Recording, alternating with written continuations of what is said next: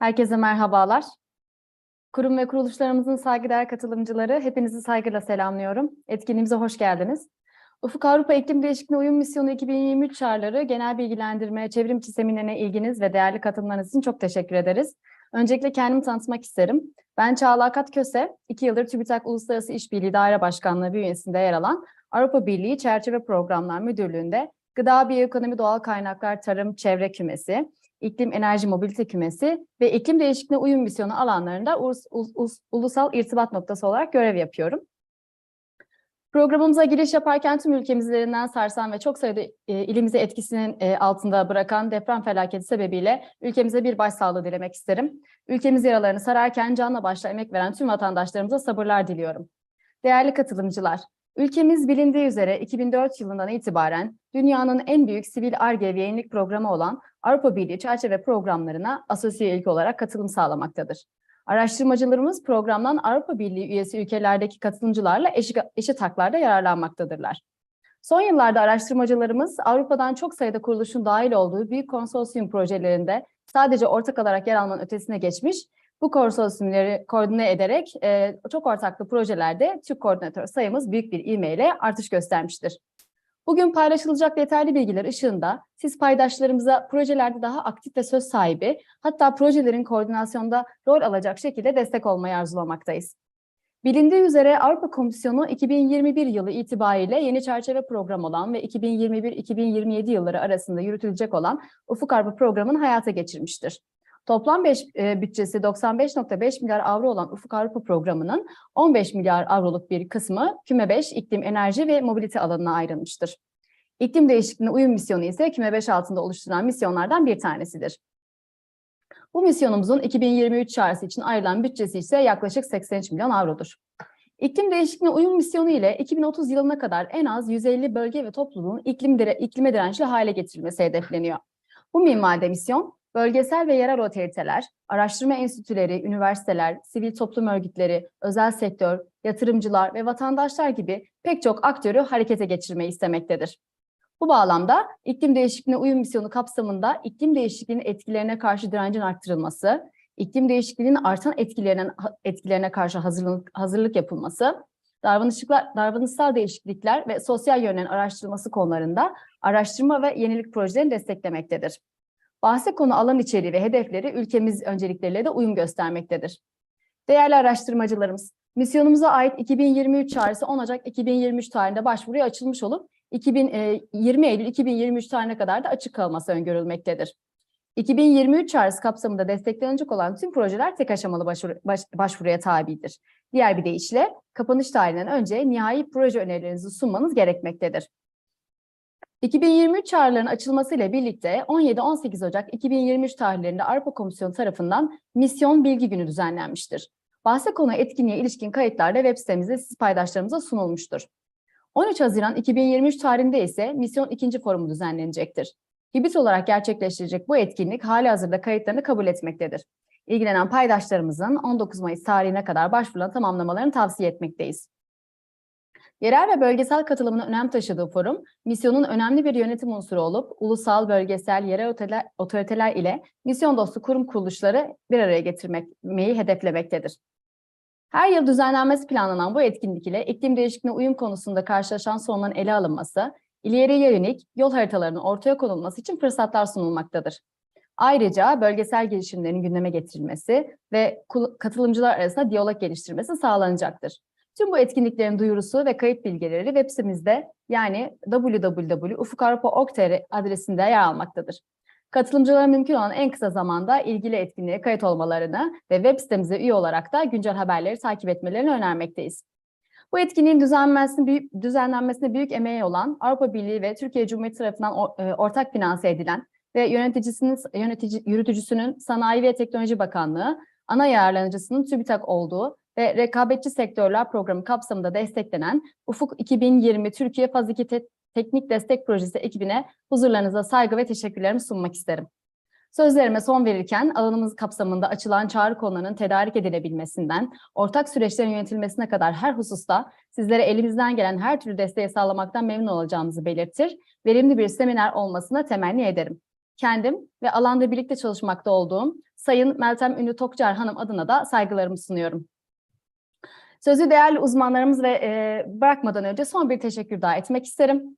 I would like to present my sincere appreciations to our dear experts for making today possible, Mr. Odysseas Spiroğlu and Mr. Nikolaos Koloratas.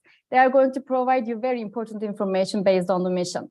Also, we are thankful for Mr. Michael Ploder for accepting our invitation to this very event.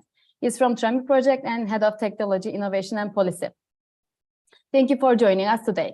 Now I give the floor to our very dear expert, to Mr. Odysseas Spiroğlu. Floor is yours. Thank you, Tsala. Thank you for the introduction, and thank you for your nice words. I have an introduction that will give an overview to the call and maybe share some tips. I will just share my screen. A moment. Okay. So, okay, this is it. I hope that you are okay. Are you seeing the correct screen? No, No. we could before. It's not the okay. This is Now we can. okay. Okay, so before I start, I'd like just to remind those that are watching that this webinar is part of Horizon part of our Turkey in Horizon 2020 project. This is our team. We are here with Nikolaos, who is our training coordinator, and of course we have with us Kemal and Celine, who are supporting us throughout this process.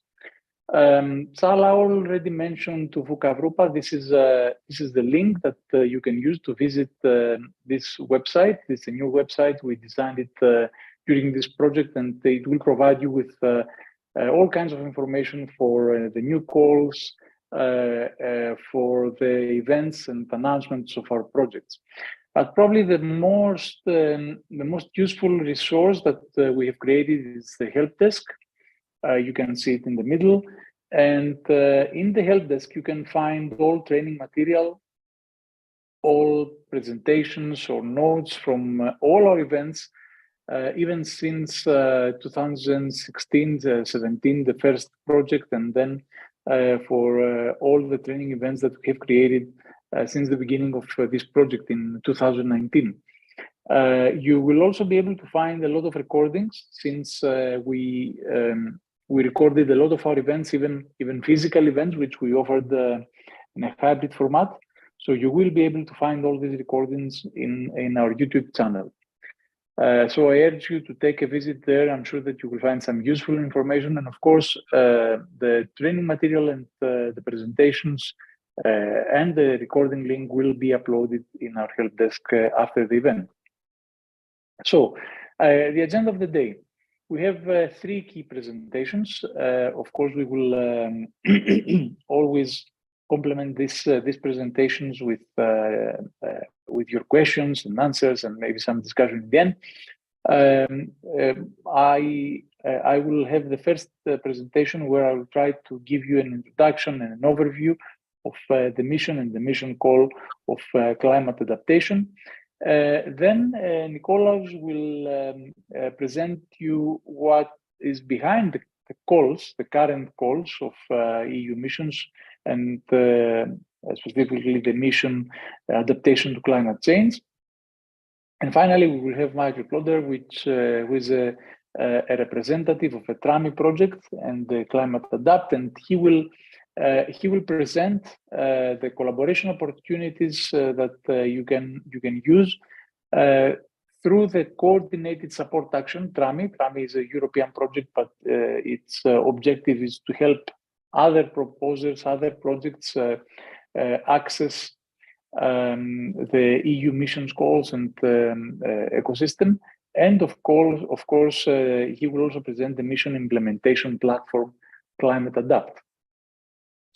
So before we delve into the specific mission that we are discussing today, let's remember what are the EU missions. EU missions are a new way. It's a novelty in Horizon Europe. We didn't have any EU missions before. It's a new way to bring concrete actions, concrete solutions to some really great challenges that are interdisciplinary. They run across domains. So one of the major challenges, of course, is cancer. So we want to fight cancer. We want to restore our oceans and waters. We want to work with climate neutral smart cities and achieve at least 100 of them in that state. And of course, improve the quality of our soils by creating integrating these whole ideas into living labs and lighthouses that will lead this transition. And of course, last but not least, the mission that we will discuss today, the EU mission on climate adaptation, climate resilience. And the goal here, of course, is to make regions and communities of EU more resilient into climate change. The missions have very ambitious goals, and the objective is to deliver concrete results by 2030. By the way, tomorrow we will have another dedicated webinar on the soil mission. So, what is the adaptation to climate change mission? In the adaptation to climate change, we are looking to we're dealing with the concrete solutions to climate change and resilience and adaptations and adapting to climate change. That means that we need to assist EU regions, EU cities, the local authorities to build resilience against the impacts of climate change. We all see that climate change is here, we all feel it, and there is a concrete objective to support at least 150 European regions and communities toward climate resilience by 2030. Both Nikolaos and Michael will be more specific into the calls and will present the calls and will show you how you can read the calls and how you can approach them. But I thought it would be useful to provide some definitions here, because some of the definitions are new. So how do we define regions? This is not a new definition. However, there is a context behind that. And for the purposes of EU missions, regions, of course, as defined as using the NUTS nomenclature, the nomenclature for territorial units for statistics. So we use NUTS 2 level. However, we can also use other geographical regions, NUTS 1 or NUTS 3, or even local authorities within regions can participate, or we can have a wider area represented by a region. And this is because we all know that climate change does not stop where the region stops. So a flood cannot stop in the boundaries of a region. So there are wider problems that we need to address. However, behind the call, the participating region must be represented by a legal entity, whatever this legal entity this is, as long as it has in its mandate this purpose. And exactly because regions are something more solid, more concrete, more specific, European Commission defined communities. So this is a new concept, the concept of communities, and it can be groupings of people with social ties, a village, an area. They share common values of interest. They are engaged in joint actions. This community can be of any size, can be different size, but and not always geographically confined. So we may have a community a little bit further away one from the other. It can be smaller or larger than a region. It can be two regions together that form a community, or it can be a smaller one. However, again, in order to be represented, we need an authority that has the mandate to manage funds. And we all can understand why, because there will be a grant, and this grant, for this grant, we need somebody to administer it. Now, who is involved? When the mission started, the Commission called the regions that were interested to express their interest in this policy and to commit. So today we have 301 signatories on this charter, on this policy document that the Commission created. 284 of them are from EU regions and local authorities, from the 25 EU member states, and we have also 17 regions and local authorities for countries associated to Horizon Europe, like Turkey, of course. And they can be large regions, they can be cities, they can be provinces, municipalities, capitals, you name it.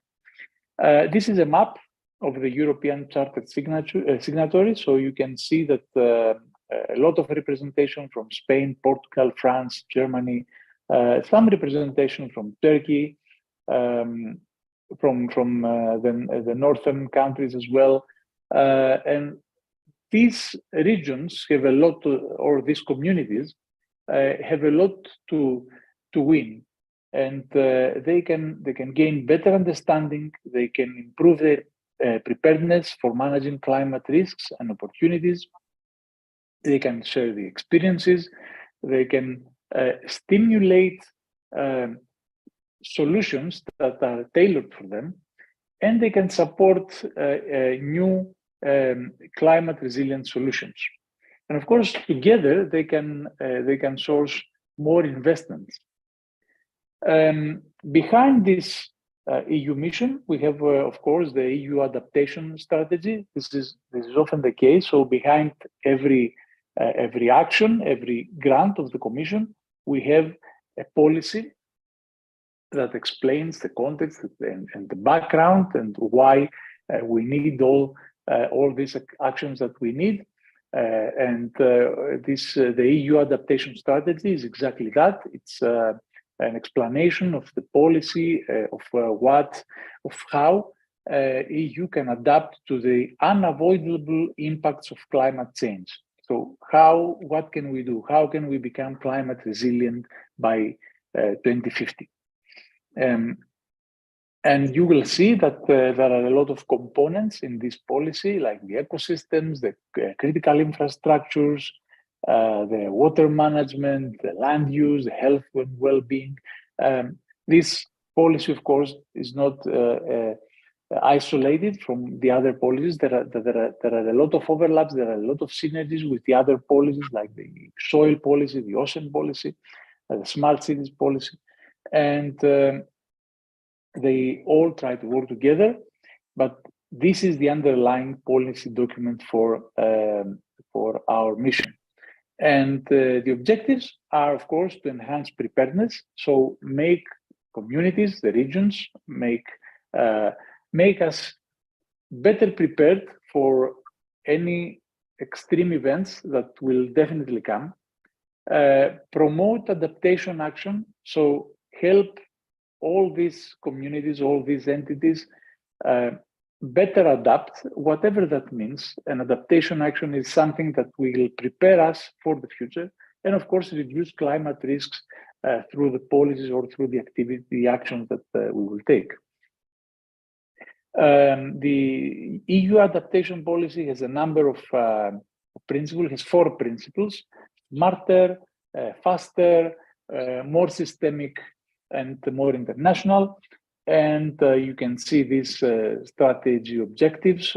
Smarter adaptation, for instance, the mission wants to contribute to climate data, so we need to collect more data through regions and communities, and through this climate data, take better decisions to inform our data risk management and be able to respond better.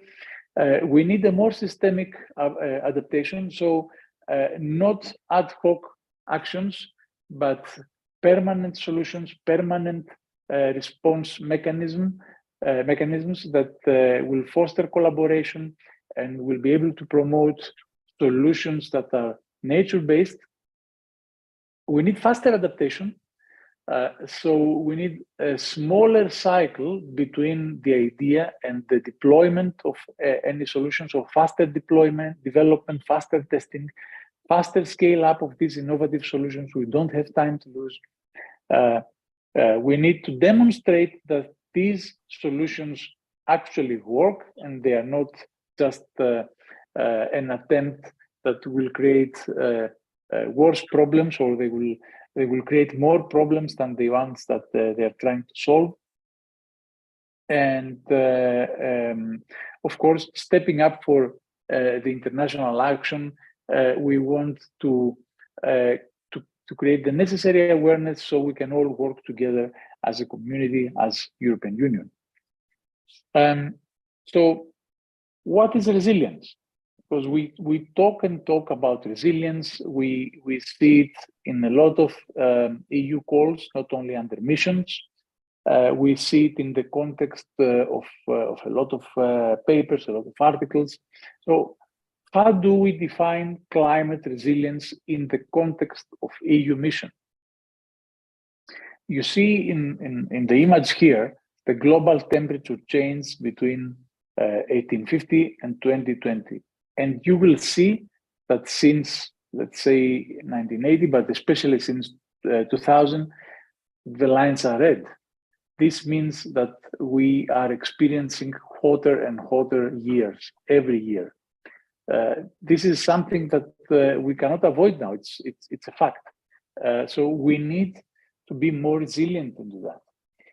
Policies that will help us bring that down already exist, but it will take time. So before and if we manage to bring this temperature down again, we need to make sure that we are resilient to these changes. So we are able to withstand all these climate impacts, which are unavoidable. And we are ready to adapt. We are prepared to endure all these climate dangers.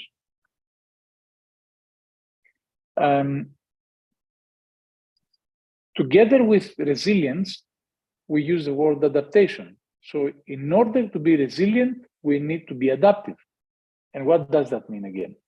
We need to adjust to climate impacts. So climate impacts are here. So we need to find ways to face all these dangers and protect the people of the environment and to ensure, again, a resilient future. You see this term again. And of course, everything that we talk about is human intervention. We, as humanity, brought us here, so we need again to intervene in order to facilitate adjustment. There is no other way. So these are the key issues that you need to know about the EU climate adaptation. Keep in your mind the words, the EU adaptation policy, the strategy, the resilience, and adaptation. And since we are talking, we are being pragmatic, and the purpose of this webinar is to explain how you can benefit from this mission, how you can participate in this mission. I'd like to share a few more specific tips and ideas and key issues that you need to take into consideration when you are preparing your proposals. Of course, Nicolas will be a lot more detailed in this and will explain a very detailed methodology. But there are some issues that you need to keep in mind in order to align your proposal with the EU climate goals. And the first one is to keep a clear connection with the EU mission's objectives. Remember that EU mission goals need to be ambitious. They need to respond to great challenges, and they need to contribute to the objectives of the EU adaptation policy. So you need to demonstrate a clear connection with the EU mission objectives. And to do that, you need to explain how the project will advance the overall goal of enhancing resilience and adaptive capacity. Remember these keywords: resilience and adaptive capacity. And you don't just want to be responsive, you need to be preemptive. So you need to address not only current, but also future climate challenges. So you need to do an analysis of the current state and identify the best practices in the field, the knowledge gaps, the emerging challenges, and suggest solutions that will be able to solve not only the problems of today, but at least create a basis, a framework for solving the problems of tomorrow. As we already said, we are talking about a very ambitious goal, a very demanding call, and you need to emphasize on the novelty and the impact of the proposal. And you need to make sure that your project, whatever you are suggesting, is scalable and replicable. This means that you need to go for cutting-edge approaches. An iterative innovation will not work. You need to be able to demonstrate the potential for scalability, replication. So your proposal, your project, your idea should be able to grow, be scalable, and be replicated. So if you have a solution for one city, it should be easily replicable for another. You should articulate the innovative aspects and the relevance again to EU mission objectives. Remember that throughout your proposal. And of course, you should provide concrete examples, case studies of similar initiatives or your own ideas so that you are absolutely clear on what you're planning to do. Last but not least, you should highlight any multiplier effects. This is especially interesting and important for impact. You need to show that you will foster innovation, further innovation, will create knowledge sharing, etc. Interdisciplinary approach. You can understand that problems of climate change and the dangers that we face are not do not belong into one single domain. So it's not a matter just of environmentalists or engineers. You need to be able to combine expertise in order to create a greater impact.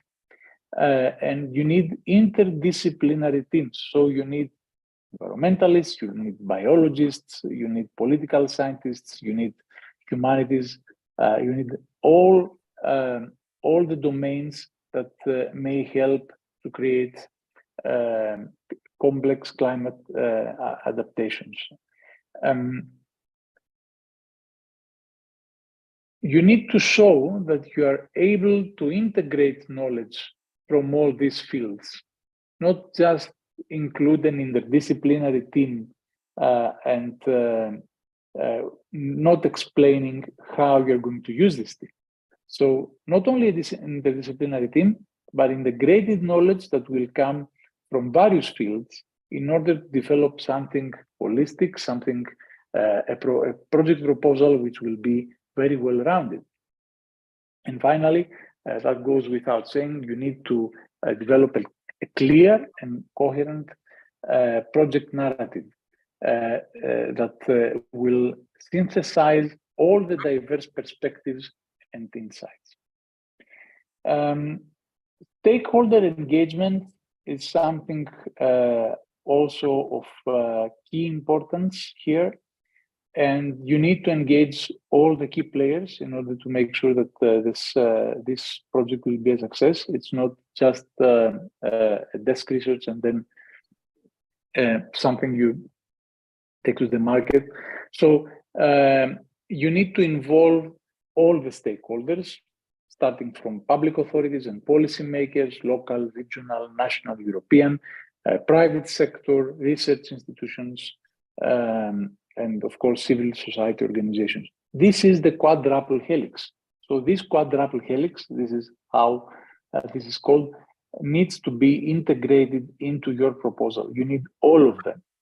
And of course, when all of these stakeholders are included in a project, it's inevitable that you will have some conflicts. It will create some challenges. You need to be able to overcome these challenges and explain how you're going to overcome these challenges. By identifying all these potential conflicts, providing solutions, make sure that there will be no power imbalances, ensure that your project will be inclusive, it will have equal representation of all minority groups, of women, and whatever you are doing, make sure that you monitor and evaluate the effectiveness of your activities. Communication dissemination, this is the standard, of course, for all European projects, but it is even more important in missions because you don't just need to create awareness for your own project. You need to contribute to the awareness of climate change, of resilience, of the need for resilience and adaptation. So it is a very important activity.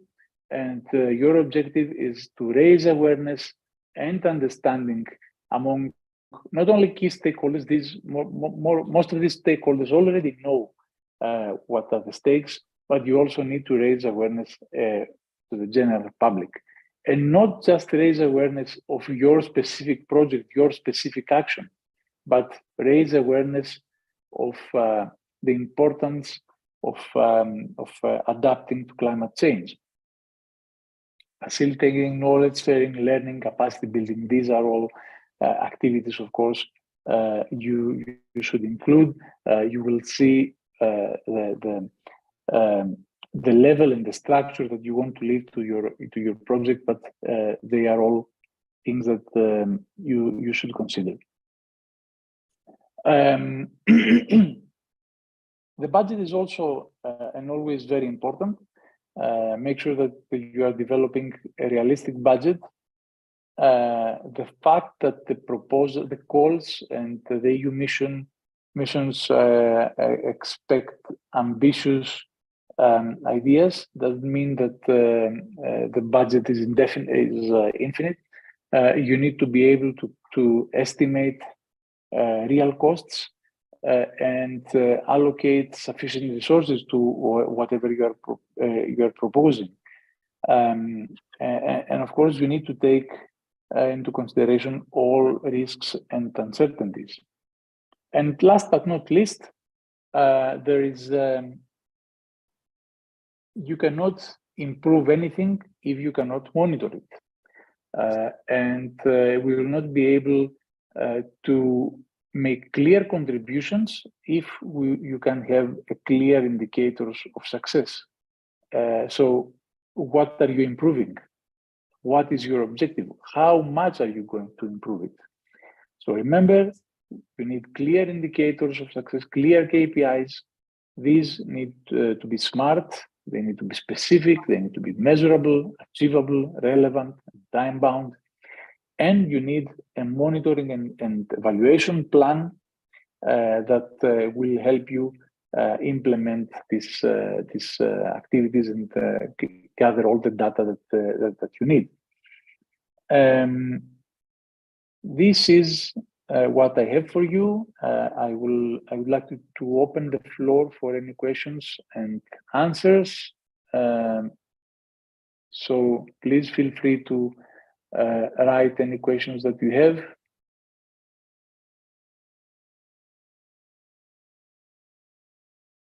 Yes, this presentation will be uploaded into our help desk, and Kemal or Celine will send you the links along with any other material that we will create.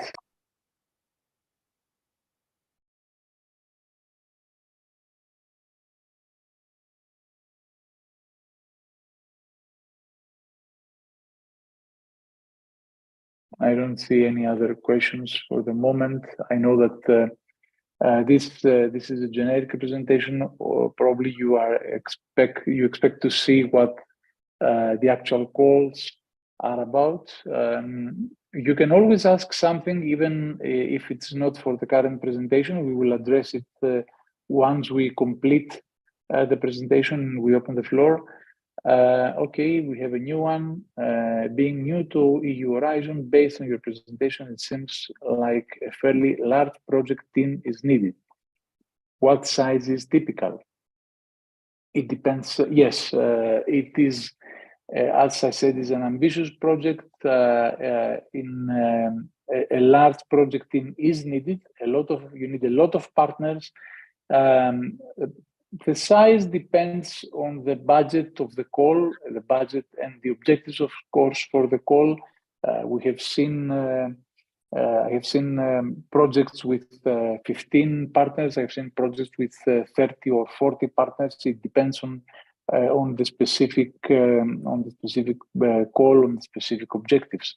But yes, you need the big team. It's not a project of 3 or 4 partners here.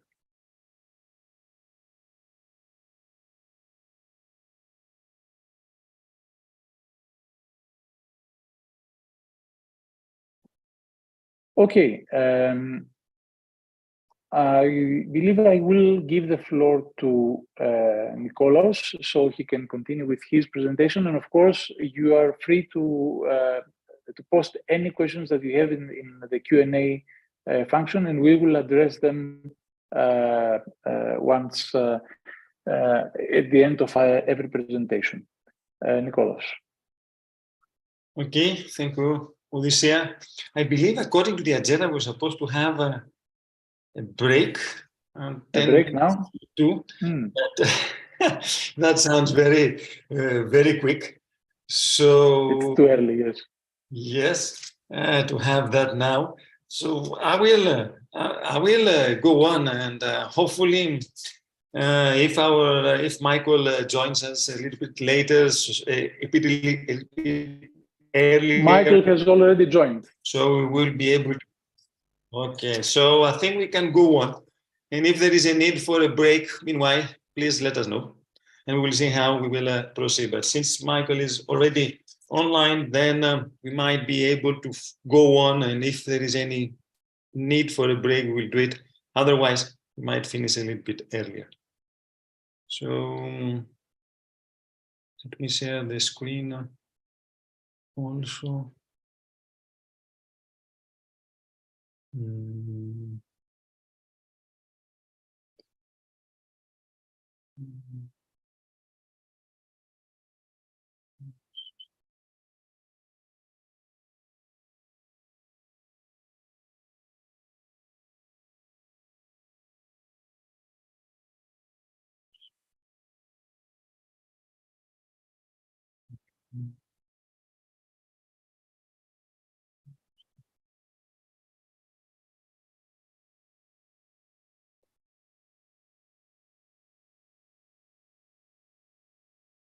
So I don't know, I don't know whether you can see one or two windows. Two slides. I mean, like I see 2 pages, Nikolaos. Okay, let me then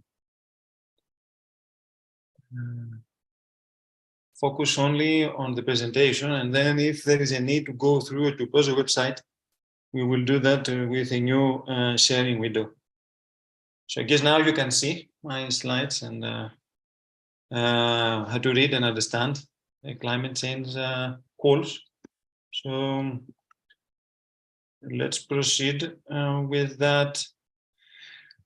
In this mission, we don't have that many calls open. As you will see, we have 3+1 calls that are quite critical, and we're going to go through one by one each one of them, so that will allow you to understand where to give focus and actually what you can exploit out of these calls, because as your colleague said, these are quite ambitious ones. So players and actors from Turkey, we're going to discuss how they can exploit specifically any of those mission calls, because I believe it is quite important. Now, where you can find those calls, we have two different types of sources. We have the actual work program that is in a PDF format. You click on that link there and you go directly to the whole missions work program. It doesn't have only the climate adaptation change mission calls, but it has all the different ones. But you can go through the table of contents to the ones that you were discussing now regarding climate change adaptation. The other way is that you can use the funding and tenders portal. And again, through that link, you should be able to access the ones that are applicable for climate change. However, if you do it with the second way, you will not be able to see any joint calls. And what I mean joint calls are the ones that concerned our mission now, which is adaptation to climate change, plus in collaboration jointly with another mission.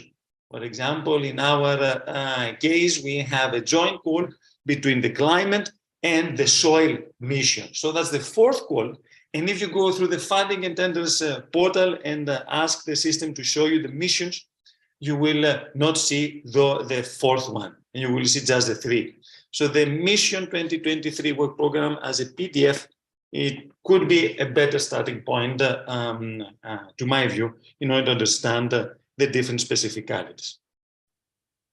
Now, when is the deadline? This is very important for us to understand, because to see whether there is time. Well, there is time, because the deadline for all the calls are in September, 20th of September this year, 2023. So I would like you to keep that deadline. That doesn't mean that you have a lot of time so you can now have a rest. We don't mean that. But to tell you that you can start working now in a coordinated manner in order to exploit the mission calls, and there is plenty of time to do it. Now, we have 3 calls plus 1, as I said. So the first one, that you can go directly by clicking to that link in your notes, is the O1. Let me call it O1. So this one is actually for testing and demonstrating transformative solution to increase the climate resilience of the agriculture and or forestry sector. What does that mean? Well, we will see in more detail a bit later if you're highly interested on that. But I would like to highlight here 1, 2, 3 keywords. The 3 keywords, first of all, is what kind of activities are supported. So we need, first of all, to have testing and demonstrating. So that means quite high TRL level, technological readiness level, as we will see, on really disruptive or transformative solutions that because of those solutions will increase our resilience, and Odysseus gave a very nice definition to climate resilience and the effects of it in agriculture and or our forest, the forestry sector. So this is one call. The second one, the O1, O2, again, is testing and demonstrating transformative solutions. So it doesn't change at all the first, the type of activities that we have there. But in this case, to protect critical infrastructure from climate change and that are from disasters. And what we mean here, we have the critical infrastructure like our energy grid or our digital ICT infrastructure that might be affected from fires or from flooding that we might have. So let's see how we can protect those critical infrastructure from the effects of the climate change, as we've seen and we keep on seeing in many member states as well as in Turkey, or like fires and flooding. And the third one is again testing and demonstrating transformative solutions. So the type of activities are the same. However, here we need to build some resilience or resistance towards some health risks that we have from the climate change. So these are the three core missions that we have in the climate adaptation. And we have one more, and this is the one that you can see from the work program and not from the funding and tenders, which is a joint call. And how can we know that it is a joint call? Because it is from the climate mission, CLIMA, plus the ocean mission and the soil. So this is a joint one, where this it is a joint demonstration of a holistic approach or integrated approach to increase the landscape water retention, to retain the water from our landscape and not going to the sea. So we will see how that is going to be addressed. So overall, we have 4 calls under the climate mission. We're going to see also one by one later when I'm going to ask you for which ones you are mostly interested in. We're going to have a poll on that and depending on the time. But before going into the calls, I would like to give you some important and critical definitions that you should be fully familiar with in order to understand the context behind each one of those topics. So those definitions is, first of all, as Odysseus already mentioned, but there are already some additional policies that are mentioned within each one of those topics that we need to take into consideration. So these are policy initiatives that you can find per call topic, and they're quite useful. And they're quite useful because they give us some statistics, they give us some probably challenges, they give us some further information that we would like to take into consideration. And don't forget that one of the key aspects of missions is to support policies. So we need to know, first of all, which are those policies that we're going to support and how we're going to measure them. So this is one thing that we're going to have from the policy initiative per call topic. The other one that has been a little bit overlapped here is we need to understand what do we mean with the word expected impacts. Expected impacts are mentioned. We're going to see them one by one. And you need to show in your proposal how you're going to address them. So the expected impacts, another term that you can give are long-term benefits from your project results. And when we say long-term benefits, then a nice number can be within 5 years after the end of the project. So if we have a 4 or a 5 year project, then we need to see what kind of changes we can have after the end of the project plus 5 years. So we can talk something in a window from 9 to 10 years from now, what we're going to achieve. This is a long-term expectation. Now, and we need to show very clearly measurable expectations on that. The other thing that we have to address, and it is part of the call topics also, are specific expected outcomes. The expected impacts are the same for all the 3 mission calls. However, the expected outcomes, as you will see, are different per call topic. But before having a look at them, we need to understand what we mean with expected outcomes. So expected outcomes are benefits again, as expected impacts, but short-term benefits. And when we say short-term benefits, we mean by the project end. So what will be the benefits from our project results by the end of the project? Now, there is a definition in the application template says that expected outcomes are the contributions or the benefits from our project results during the project execution or shortly after. However, to my view, since we have during the project execution an expectation in the definition, for me, it's much better to have a specific timeline when we're going to achieve those expected outcomes. So those expected outcomes, it's by far better to show how they're going to be achieved by the end of the project. So if it is a 4 years project, let's say, then by the end of the 4th year, what will be the benefits from our project results in policy, in economy, in society, and even in some cases in new knowledge. So that's the other term that I would like you to remember as explanation while you will be writing a proposal under a specific call topic.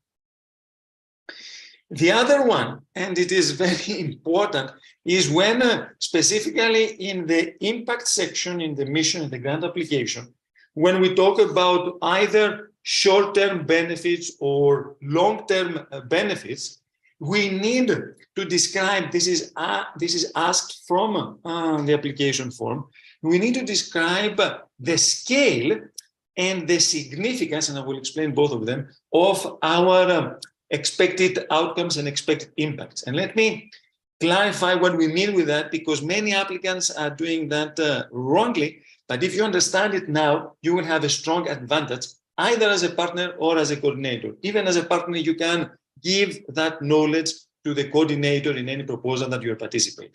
So scale is how many, so how many end users are going to benefit from your project results by the end of the project, how many are going to benefit from each one of your project results X years after the end of the project or 5 years after the end of the project.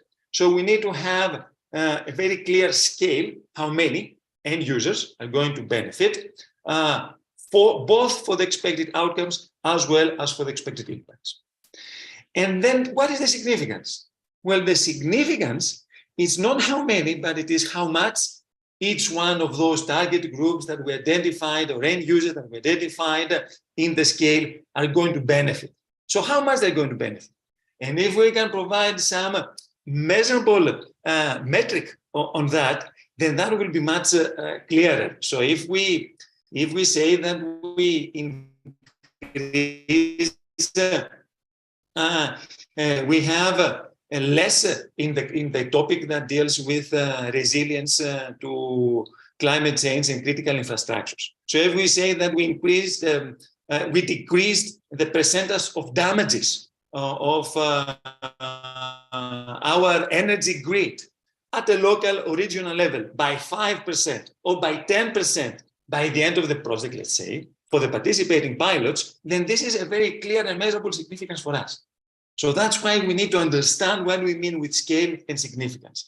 And in the example that I just given, the significance is the 5% less damages in our is probably by the end of the project is to the 5 participating pilots in the 5 regions of our mission project, and in 5 years after the end of the project, with a lot of replication and dissemination exploitation, you might have increased the number of regions that they have adopted your solution from 5, let's say, to 10 or to 15. So you see now that you need to have a very clear target, measurable target, and for the scale and for the significance for each one of the core topics that you are targeting.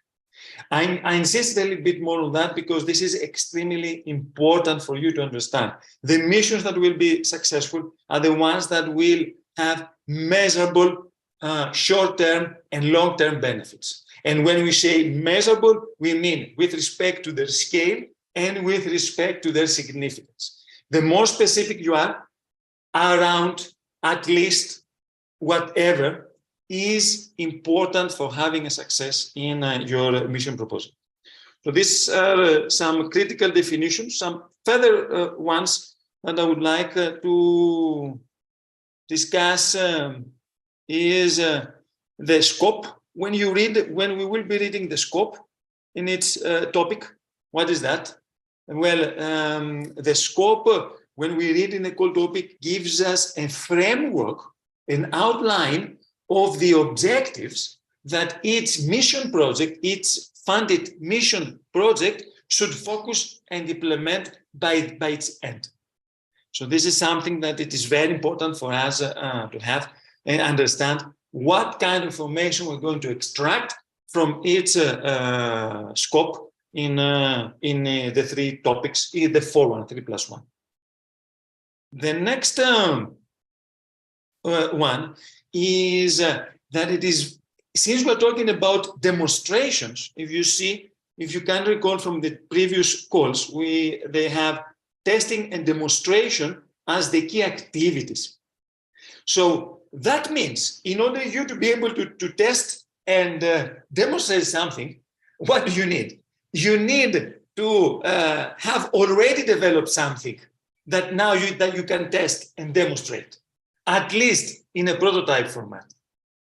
So it is very important missions, projects that will be targeting any of those 3 or 4 calls to take results and exploit the results or activities from previously funded projects that are highly related, which means that you don't start from scratch. Either they have been developed in another context from Horizon 2020 or Horizon Europe, which I think it's a little bit unlikely, but maybe, or they have been developed outside a European research initiative, whatever that is. But you need to start from already an existing prototype as a solution that you might have tested with a minimum number of end users, which that means TRL 5 or so. And now you want to deploy that further with the mission funding.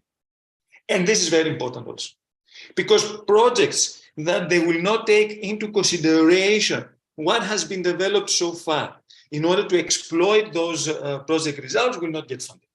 As simple as that. So that's the next thing that I would like you to remember. I call it definition, although it is a prerequisite for being successful. Another thing that we've seen is testing and demonstration. We have the focus, as I said, is on demonstration. So what does that mean? In at least, and I would like to record that, in at least 4 regions or communities, Odysseas gave that definition, both of regions and communities, in at least 3, and include also 3+ replicating regions or communities. So in total, we're going to have something like 7 regions or communities minimum to have. We're going to have a demonstration, successful one, during the project execution to 4 regions. I advise you, because to show how this can be replicated during the mission execution also in at least 3 more regions or communities. We call them replicating, but this is not a prerequisite, but you can have those 3 at least replications after the end of the project. But if you don't do it during the project execution, the competition is going to be quite high. And if one mission proposal suggests to have also replication sites during the project duration, and your project suggests to have them after the end of the project, you understand that you're going to have a disadvantage with respect to the other proposal. Your proposal might receive a lower mark either in the excellence or in the impact. So try to have, my advice, at least 4 + 3, 4 demonstrations plus 3 replicated ones during the project execution. Minimum those. If you can have more, according to your resources and according to your budget, that will be a winning factor. And I think that this is very important for you that you're watching this training here. Why? Because maybe as actors based in Turkey, you don't have the capacity to lead a whole mission proposal, but what you should definitely have is to propose to potential mission coordinators to lead a demonstration site with all the different actors, a demonstration or a replication site. So this, I think, should be your main aim under these mission goals, all the 3 or 3+1 ones. Not to lead a proposal, but to lead either a demonstration site or a replication site. And this is very important and very feasible. We're not asking you, even if you don't have experience, to write a proposal under mission. Let the big names do that, but you need to convince the big names that they need you in order to have one more demonstration or replication site in their proposal for increasing the success chances. So that's also is very important in our case. The next one is that already Odysseas mentioned, but it is highlighted in the core topics. We need to have participatory approach. So he talked about that helix of 4 different actors or even more, that we need collaboration and engagement with the local communities as well as citizens in the design and the implementation of the solutions, studies, and developments, which means that they need to be part of the research and innovation process. And while you are building your demonstration, while you're designing and deploying your demonstrations, you need to be in continuous interactions and get feedback from the local communities plus the citizens. You need to be in continuous dialogue with them. And this is very important also. It is a requirement for all the calls, and this is called participatory approach. And you need to consider that also if you are going to suggest a demonstration or a replication site, you need to make sure that you have the proper actors for deploying a demonstration in your region. So you will need access to local or regional authorities. You will need access and open dialogue with the citizens. The other thing that is quite important is that we're going to have a portfolio approach. And what does that mean? With the European Commission is interested to have coverage of as many as possible different biogeographical areas. And if you are not familiar, I think I'm explaining that, yes. I will explain you what different biogeographical areas mean. But for the time being, I would like you to keep in mind that the European Commission wants to have as many as possible different biogeographical areas. And let's see what we mean with biogeographical areas or regions. These are areas of similar characteristics in terms of the biota. What is biota? Fauna and flora is your plant-based characteristics and your animal-based characteristics of the region. This is what fauna and flora means. Flora is for your plant-based characteristics. Fauna is for your animal-based characteristics that are present. And based on that definition, we have specific biogeographical areas. We have the alpine biogeographical area. We have Atlantic biogeographical area, the Black Sea biogeographical area. We have the boreal, the continental, the Macaronesian, the Mediterranean, the Pannonian, the steppic. Yes, there's a definition actually in the directive from the European Environmental Agency on that. And you can have, if you Google the European Environmental Agency website, you're going to find more information regarding that. But for the time being, you need to have that in mind. And your mission, and this is important, your mission should focus one biogeographical area. Yes? And that should be specified as a free keyword in your online administrative forms in the Part A. So one, focus only on one biogeographical area, either the Alpine or the Atlantic or the Black Sea or the Boreal or the Continental or the Macaronesian or the Mediterranean. One focus, and I think in your case, it's you need to focus in the Mediterranean one, because Turkey is in the Mediterranean basin also, or the Black Sea one. This is also something that Turkey has And I think it's quite unique to be both in the Mediterranean and the Black Sea. So some actors of yours can participate in a mission that targets the Black Sea, some others in mission proposals that they target the Mediterranean, because you can have pilots, demonstrations, or replicating ones in any of those two biographical areas. And I think that's what I have from definitions. I will, yes, also one last one is even, and that's also important, even proposal, because as you will see, the number of projects that are going to get funded per call is quite limited.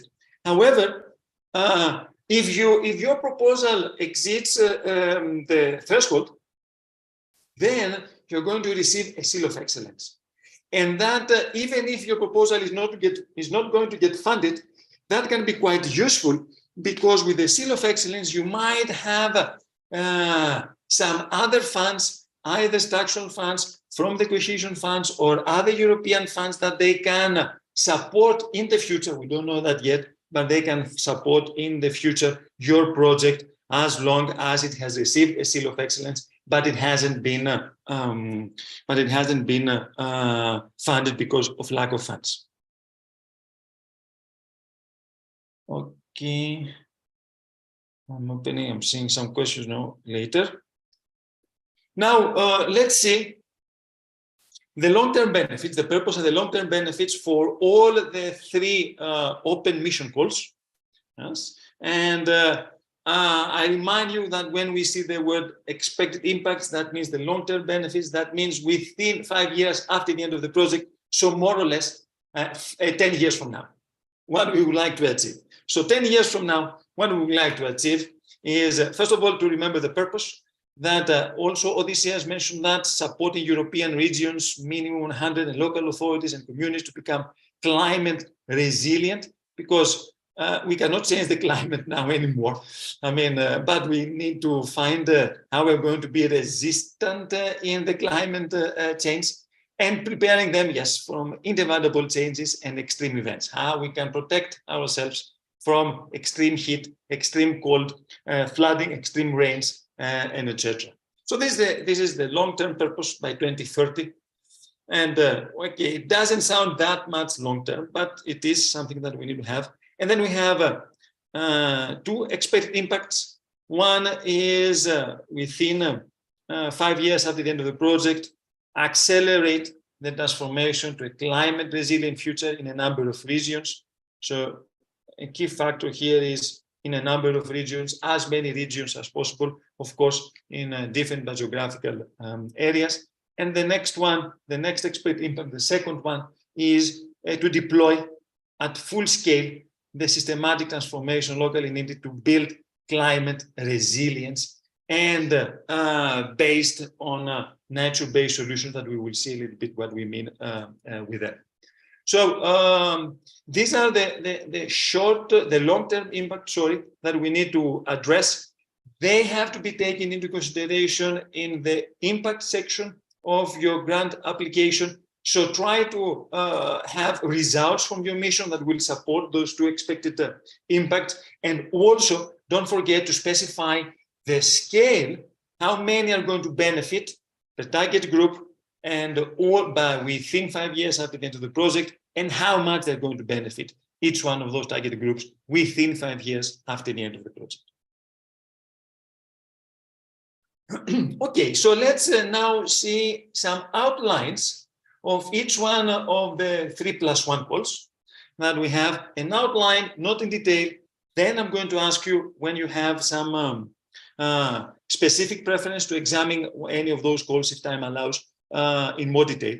But now, for the time being, let's see an outline of each one of those calls, because it's important. So the first one, which is increasing the demonstrations for increasing the climate resilience of the agriculture and our forests. So we have here, first of all, type of action is innovation action. It has to be. Why? Because we have those keywords here, testing and demonstrating. Since that is in the title, that means it has to be an innovation action. The funding per project is between 8 to 10 million euros. And approximately, we expect to have 3 projects to be funded, which is okay. A number that can be quite interesting, let's put it that way. However, what we need to remember is that the NTRL, what is the TRL, the technological readiness level, by the end of the project should be something between 6 or 8. And that's something quite challenging. 6, what TRL 6 means that you have demonstrated your solution to a big number of end users. This is TRL 6. And so that's the minimum one that you need to have. If possible, if you can have complete the full testing of all your demonstration sites, no more testing, no more demonstration, then you have reached TRL 7, which is also welcome. And if you manage to go one layer higher, which is TRL 8, what does that mean? That means to have, based on the feedback that you got from the testing in TRL 7, you completed also all your solutions. So your solutions now are ready to be used by the society, by the industry, by the economy. Then you have reached TRL 8, which can be quite ambitious, but it is more than welcome if you can manage to have that by the end of the project. I repeat, by the end of the project at the TRL 8. If you believe that this is too much, then try to be pragmatic and realistic and reach minimum a large demonstration, which means a TRL 6. We have, and we're going to go through them, not now, but later if we have time, 9 expected outcomes. So that's a big number, and we have to address all of them. So these are short-term benefits that we expect to have from our project results by the end of the project. So that's why 10 million euros is a reasonable amount of funding for that. And we need to address, there are 5 scope objectives, 5 objectives that we need to look which ones we're going to address in our call topic. And it says some, the call topic, as you will see, says the projects, the fund projects should achieve some of those objectives. So when you see the word some, then that means around 50% of the 5 scopes. So something like 3%, not 2.5, since they have 5 scopes. 3 of the scope objectives, it will be wise to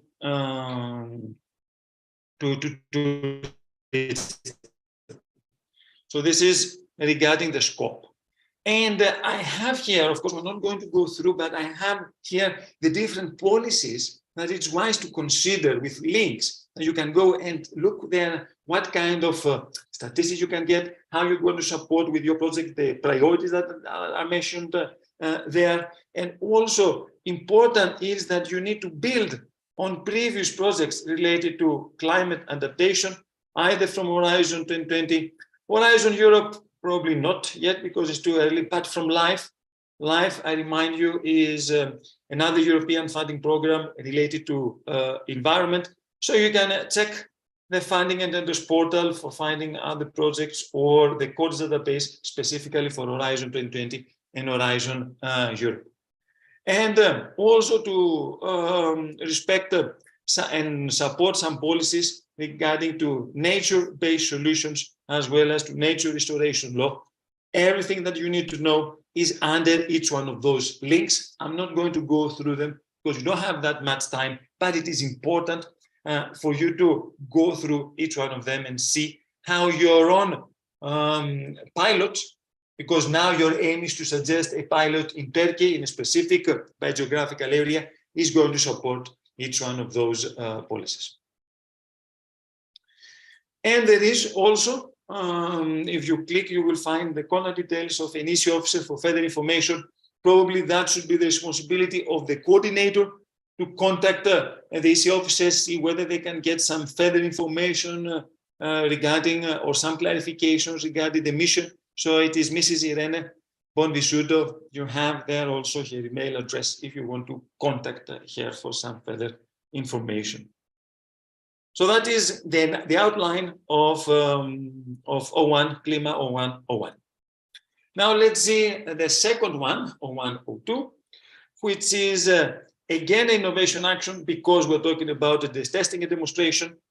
The funding per project is approximately between 8 and 11 million euros. And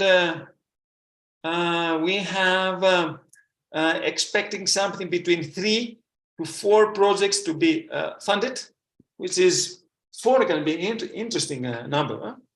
And again, by the end of the project, we need to have a TRL between 6 to 8 from a large-scale demonstration up to a fully complete solution. Something between those 3 levels, TRL 6, 7, or 8. That goal has 5 expected outcomes, 5 short-term benefits that have to be addressed and achieved by the end of the project, and all of them have to be reached. And we have 3 objectives that they give us the outline, as I said, of our own objectives in the project, and all these 3 have to be implemented. So it's not like the previous one that there were 5 objectives and you have some of them. Now you need to have all 3 scope objectives implemented.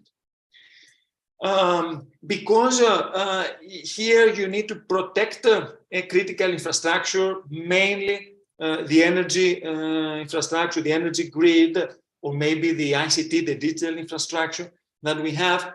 However, the European Commission has set a maximum number of funding that you can have for eligible costs related to infrastructure, either for constructing the infrastructure or renovating the infrastructure. They have a maximum number, a percentage of 20% of the total value. And the rest of 80% should be funded from your own resources or from other investments. So the European Commission is not going to fund much of the budget needed for constructing or renovating a critical infrastructure, but up to 20% of the total eligible cost. So this is something that you need to have in mind while you will be suggesting your own demonstration, either the actual one or the replication one. Again, we have for you specific initiatives and policies to consider. If you're planning to submit a proposal under this call, you need to go through all of them and make sure that your demonstration site in that mission project is going to take into consideration these policies, as well as check qualities and finding another portal to see whether there are any projects that have already been developed either in Horizon Europe or in Life Plus related to critical infrastructure and climate change, because this should be your the projects that most likely they are submitting a proposal, first of all, and secondly, they would be interested to have a pilot in a biogeographical area, either in the Black Sea or in the Mediterranean. So you have a lot of chances to have a demonstration or a replication site in Turkey under the context of a project from this call. And again, the CE officer, for further information, that should be the responsibility of the coordinator of the mission to contact here and ask some possible clarifications on him or hints. He is Mrs. Irene Bonvisuto. Again, the same name as in 0101. Okay, and then we go through to the third call topic, which is the 0103. Now we need to build, we need solutions, testing and demonstration solutions that will build our own resilience and towards health risks that take place because of climate change. So again, because it's demonstration and testing, we have an innovation action. The funding per project is lower, much lower than the one in the top 2 calls. So it is 4.5 or 6 million euro per project, the funding. And we expect to have 3 to 4 projects to be funded.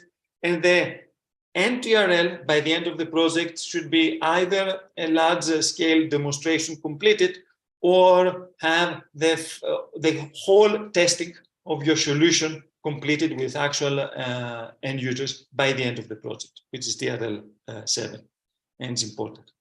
We have two expected impacts to expected outcomes to be addressed. So these are just two short-term benefits from our project results that we have.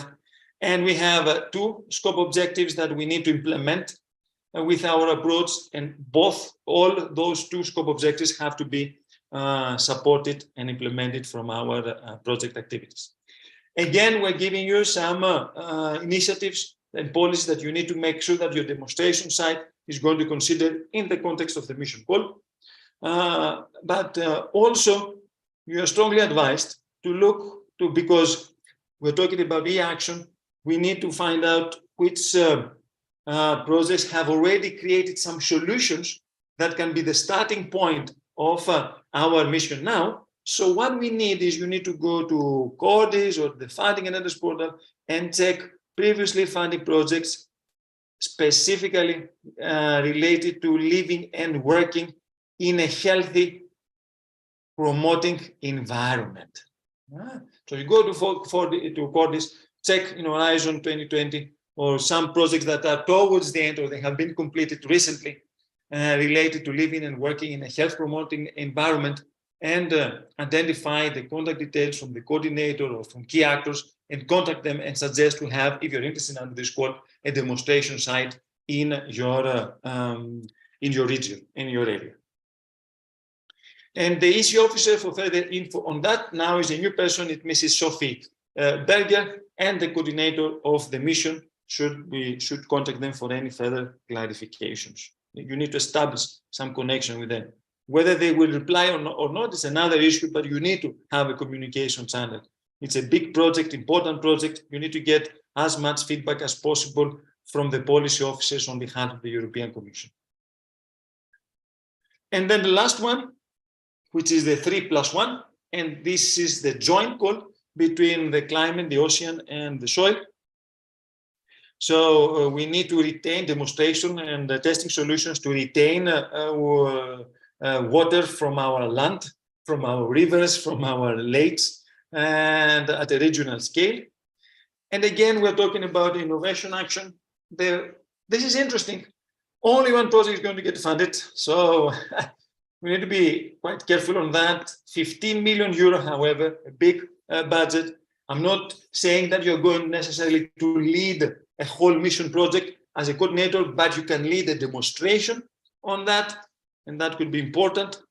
Since it is 15 million euros, that means that we have a lot of short-term expectations from your project results. So we have 8 expect outcomes, and all of them have to be addressed. And we have just 2 scope objectives that should be implemented as your key objectives from your project by the end of it. And we have, of course, the policy initiatives considered similar to the ones that we have seen in the previous calls. However, even if I don't mention it here, you need, because it is an innovation action, yes. So you need to identify in Cordis, or maybe also in Life Plus, but definitely in Cordis, those projects that have already been completed or are about to be completed, and they were developing solutions for retaining the landscape water. Yes, solutions for retaining the landscape water. This is important because this will be the starting solutions, solutions for your own mission project here. Some other important considerations under this call: the demonstration sites here, they will have a specific name. They will be called lighthouses. So we would like to have a lighthouse in a Turkish region, and we're more than willing to have that. The TRL is going to be between 6 and 7 maturity level, which means either a large-scale demonstration completed or the whole testing being completed with end users by the end of the project. we need a multi-actor approach, which means we need all the different actors present there, and that's very important. And that call has also a third-party grant, which means for running some demonstrations in some regions, you can give funding to the project, should give funding to external organizations that they're called third party for implementing those demonstrations. And also what we have is that we need to have a very clear dissemination plan of best practices to end users. So the end users should be able to understand which are those best practices that they can replicate in their own context, in their own region. And this is very well linked with the scalability and replication action plan. So these are the three, the fourth open calls. Again, we have a new person here that can provide you some further information regarding that call. And this is Mr. Leo Meyer from the European Commission. You have also the email address there, so you can, the coordinator of any initiator of that mission should contact them and see whether they can get some further information from them. I can go on and see. Let's see, first of all, if we have any questions.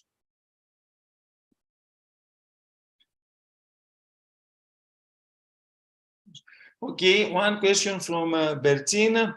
This will be a very basic question, but I will appreciate if you could explain more the main difference between testing, demonstrating, and replicate choices. So we have here, first of all, and replicating choices. So let's see the different stages that follow. You have some solution. Let's see how the mission should operate. So you have some, and start from the basic. You have already some solutions that have already been developed from previous projects. Yes, you are not supposed to start from scratch. Maybe the technological readiness level of those is 5, 4 minimum. What is 4? Maybe they have been completed at a lab or a simulated environment. This is TRL 4. And now you need to expand that further in order to reach, let's say, TRL 6. So you have already some starting solutions that have been developed from other projects. Now, what you need, you have solution 1, probably solution 2, solution 3, and in a mission, you might need to integrate them, first of all. So you need to see how you're going to integrate those different solutions into one wider platform that could provide solution to the problems that we're looking for. So after the integration, so first of all, we have identification, then we have integration, then we have testing. So we test whether the integrated solution works as it's supposed to work. And then with a minimum number of end users, and then we complete as soon as we are comfortable with the solution after we test it in a controlled environment, then we invite more end users to give us feedback regarding our solution, our integrated solution. So in that case, we call it a demonstration. Now, if that level is successful also, which is TRL 6, then we go one step further, more, and finalize even more end users and finalize any feedback that we will receive from those end users. This is called the final testing. And then there is no more testing. We have reached TRL 7 now. We know what has to be corrected, if any. Then in TRL 8, we're going to use the feedback from the final testers, and we're going to have our complete solution, which is TRL 8. Now, when you have so this is the testing and demonstration element. But when you have a solution that has worked in a specific region, in a specific community, so what we need now is we need to see how we can take that solution and deploy it in another site that has similar characteristics. but probably in another country. So that is called replication. We replicate that site to another one now. And this is what we mean with replication or scalability in our case, because you don't only replicate, but you also increase the number of your sites. So I hope I answer your question, but since if you have any further clarification, please let me know. Another one from Gulden, coordinator of an EA project can be a research organization or should be an industrial partner. Well, there is no problem on that. I know that the industry partners, are the ones that mainly they lead the innovation actions, but there is no restriction here. Now, they can be both, either a research organization or an industrial partner. What I believe is important for me is whoever is going to be the main owner of the whole solution that the demonstration will be based should be also the coordinator of the project, the main owner, because I say the main owner, the IP owner of the solution, because in many cases we're going to have joint ownership. So even in the case that we're going to have joint ownership, we need the one that has the largest ownership of the integrated solution, to my view as a suggestion, could be also the coordinator. And why is that? Because he has more, larger benefits. He has more interest for his solution to be deployed in different sites, because he is the main owner of that integrated solution. So I hope I answered that question to you, Gulden. Otherwise, let me know. Okay. So there was also in the Q&A something. No, that's okay.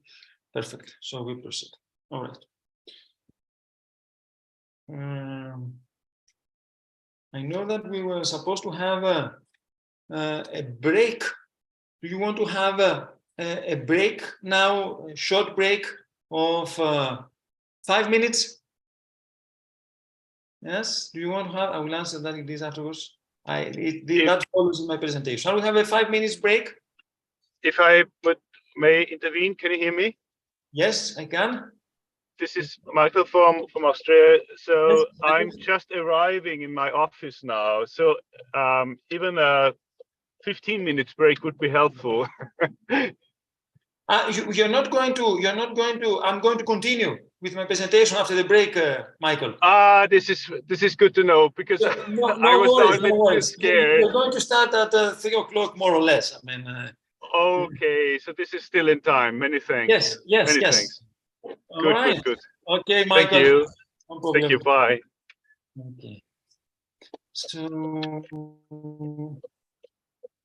I think we can have. So meanwhile, during those 5 minutes, let's have your questions. Also, have a good convenience break, rest, and we will meet at 5 minutes break. We will meet at 14:40, if that is okay with you. Thank you, Dagla. So 14:40, I will, if someone can send a message that we meet at 14. Thank you. Okay, thank you for that timer. I like that countdown timer. It's excellent. Okay. You're welcome, Nicholas. Okay, thank you, Kemal. Excellent. See you in less than 5 minutes.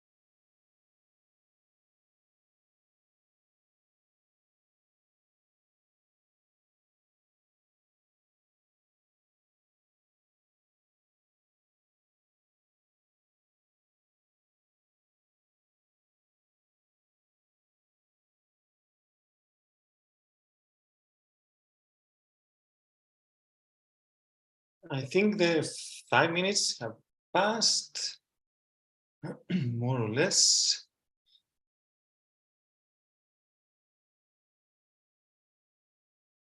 So I think the 5 minutes have passed. So maybe I can go through some questions before we proceed.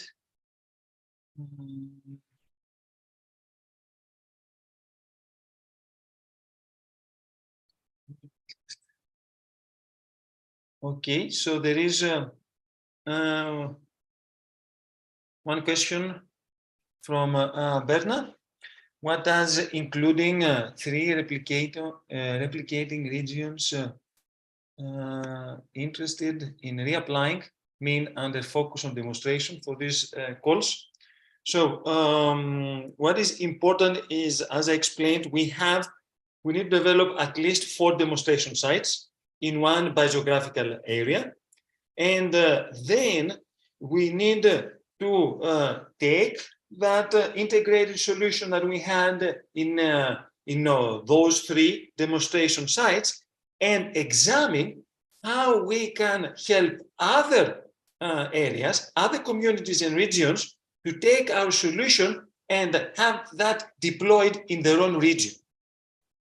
And that, as I said, can take place and during the project execution or after the project end. My advice is to have that during the project execution, which means that in that case, you will need to have in your consortium also partners, the key actors from that are needed for replicating that solution that was tested in those 4 demonstration sites in the new ones. Because the meaning of a mission call is not to have just those sites that are participating in the demonstration in our project. You need to show how you can replicate the solution that you have integrated and developed in other sites in the same biogeographical area. So your intention is to have, if you are planning to be a replicated site, to have all the actors needed there. Do you have the local and regional authorities? Do you have some system integrators that will help you? Do you have some that will give you some elements regarding the local needs and the regional needs for having that demonstration being replicated? Do you have, if it is for the critical infrastructures, do you have a critical infrastructure provider? Do you have an energy green provider in your region that is going to be replicated? So these are things that have to be examined and for being able to replicate your solution.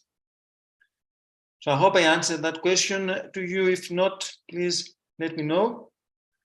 There is one question from Pelin. Will there be any matchmaking events for the Klima 0101 call?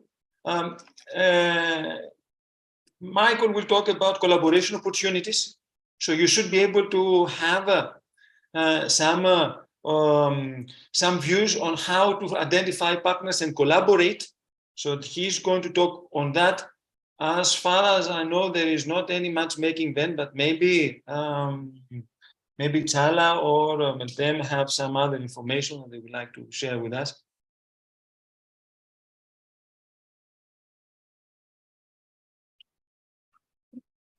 Maybe I can share the website. Maybe I can share the project website and people can follow up with the upcoming events because it's not sure for now. We need matchmaking event, Celine. A matchmaking event, not an event with the upcoming training. So we need a. If we decide we are publishing everything there, so they can keep up with the project activities. Please send the project website via chat function. I think Çağla Hanım may also, or Meltem Hanım can add something further regarding any events done by Commission as well. Previously, there was a event held by European Commission, which I mentioned during my speech on January. We uploaded its recordings and presentations to our website, but as of now, there is no other information, knowledge they prepared or planned, but there is upcoming forum on 13th of June, and it's still open for registration.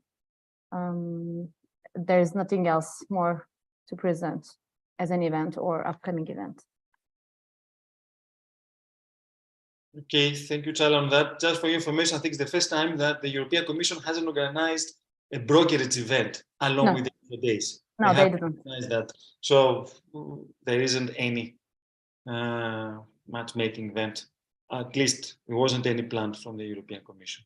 Okay, regarding Yildiz question, how we can find partners, I will direct you to the collaboration opportunities through the TRAMI project that Michael will take later. But I'm going to give you some tips also later in my presentation. So if there is no further issue, let me share my screen. So we can go on. So we covered the calls. Yes, what we would like is that will be a nice exercise. Is I would like you to know for which first of all, for which open calls under the climate mission you're interested. Any of those four, please use the Slido and the QR code and give us an information, and probably Kemal could share the poll results from that. So for the next 1 or 2 minutes, please go through the Slido poll and see. We would like to see for which calls you are mainly interested in. So that's important for us to know.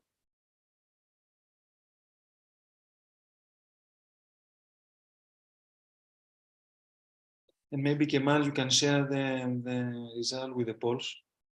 Sure, Nicholas. Thank you.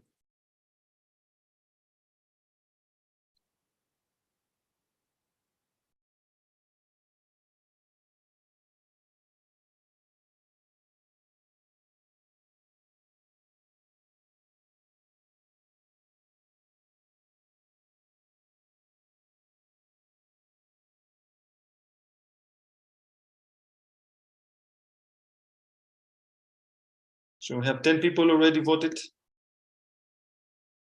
14. Thank you for being active. That's your part from this training.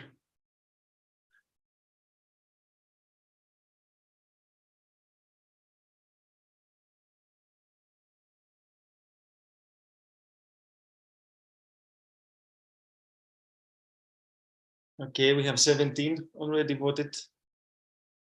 We are 137 participants, so we will be happy if we have half of them, which means more or less something between 65, 70 participants.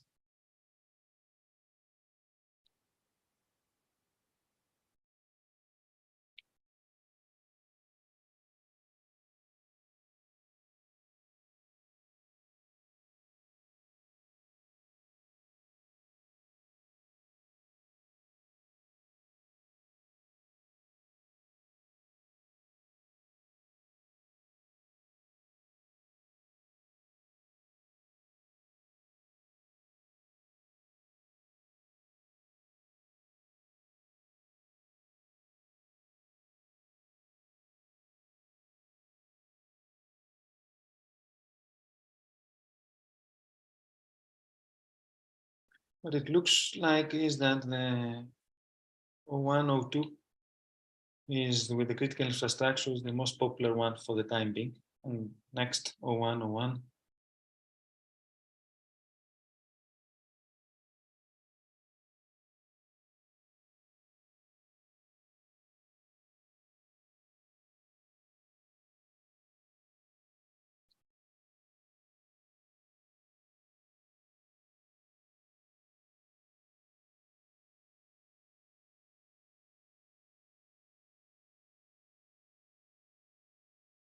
Come on, be a little bit more active. You're more than 130 participants, only 30 plus have voted. Don't be shy, it's for you. You can judge from the title, based on some things that I've just said, based on the TRL level. You can have multiple choices. I think you're not restricted to have just one call preference. So you're more than welcome to select more if you believe.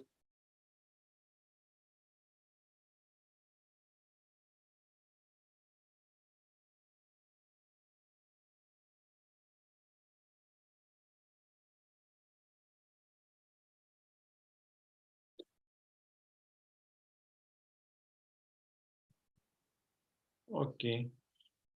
01, 02, and 01, 01 are the ones.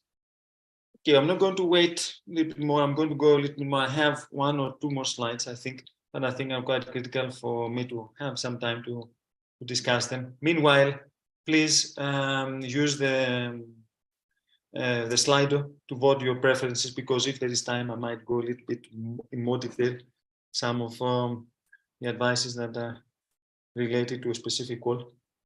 But for the time being, I will go on.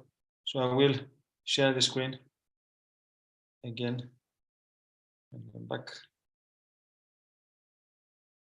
So thank you, the ones that respond to the Slido question. It seems like the call on resilience regarding our critical infrastructure, protecting our critical infrastructure from climate changes, is the most popular one, but also there is strong interest on 01. So these are useful elements that we can keep in mind. Probably the least popular one is number 4, as with a quick look, but that can change. Let's proceed and let's see whether we can comment a little bit more on that afterwards. So now, what are your next steps? Because that answers also Yildiz question. Because as I said, what is important is to try to lead a demonstration side and not necessarily a whole mission proposal. So your aim now is, first of all, to identify potential initiators or potential coordinators of such a mission for the call that you're interested. For example, 01, 02, that you seem interested in, and try to find the contact details and then contact them and suggest to have a demonstration site or a replication site in your region. And this is very important. This is what you need to do. Not suggesting to participate in the mission. No, because suggesting to participate in any mission proposal that they're initiating, but without giving a value, it is useless. So what you need is actually you need to suggest a specific mission, a specific demonstration site or a replication site, which means that you need to have local actors, regional authorities. In 01, 02 case, you need to have critical infrastructure providers, some providers of the energy grid, some policymakers at a regional or even at a national level. So these are things that you need to make sure that you can engage in order to show to the mission coordinator that you can lead a demonstration site in any of the calls that you're leading. So the step 1 here is you check Cordis. Yes, if you don't know where Cordis is, then Google Cordis and you will find it. That's the best way. And you're going to identify here some projects that they have already developed some solutions in a previous funded initiative. Most likely some research innovation actions, but maybe also innovation action. But the ones that you're looking for are the ones that they have already developed a solution that can be an excellent starting point for a mission proposal. So some of you have suggested you had a preference of 0102, which was the critical infrastructures. So you go to Cordis, step 1, and you put in the search area critical infrastructures and then climate change, something like that. Or even if you don't have any results with critical infrastructures and climate change, let's have just process with critical infrastructures or something like that, or protection of critical infrastructures, or protection of infrastructure, this can be quite useful and see whether some of the solutions that they have been developing are related to climate change adaptation. Because maybe some of the solutions are to protect critical infrastructures from cyber attacks. And you're not interested in that kind of solutions. You're interested in solutions that they are dealing with extreme weather conditions. Protection measures of protecting your critical infrastructure from extreme weather conditions. So try to look for projects in Cordis or in Life Plus that they developed, even in a prototype format, solutions in that path, in that direction. So this is step one. And that's very important. Then you go to step two. You go to the project website, either from the big brother Google again, or from the Cordis. You know that some of the projects, or almost all of the projects, if they have been already running and completed, they have the project website from the project Cordis page. So you go there to the project website, and from there you try to identify the contact details of the coordinator or of any key partner. And this is important for you to do.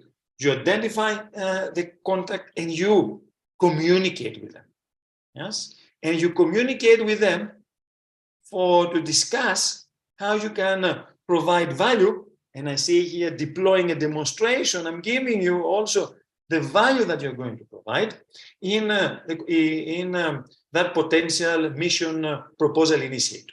So you contact them and see whether they are initiating any proposal under the call that you're interested, the mission call.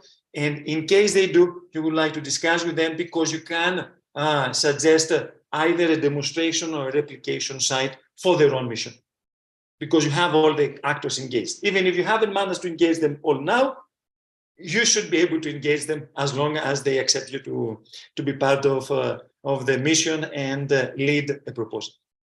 Also, what you can as step 3 is either you or mainly to suggest to the coordinator of that proposal to contact the project office. You have now, from our slides here, the contact details of the project office, the name and the contact details, the email address. So maybe you can suggest them to show that you have some value, you have some experience. You suggest them to have a communication with them.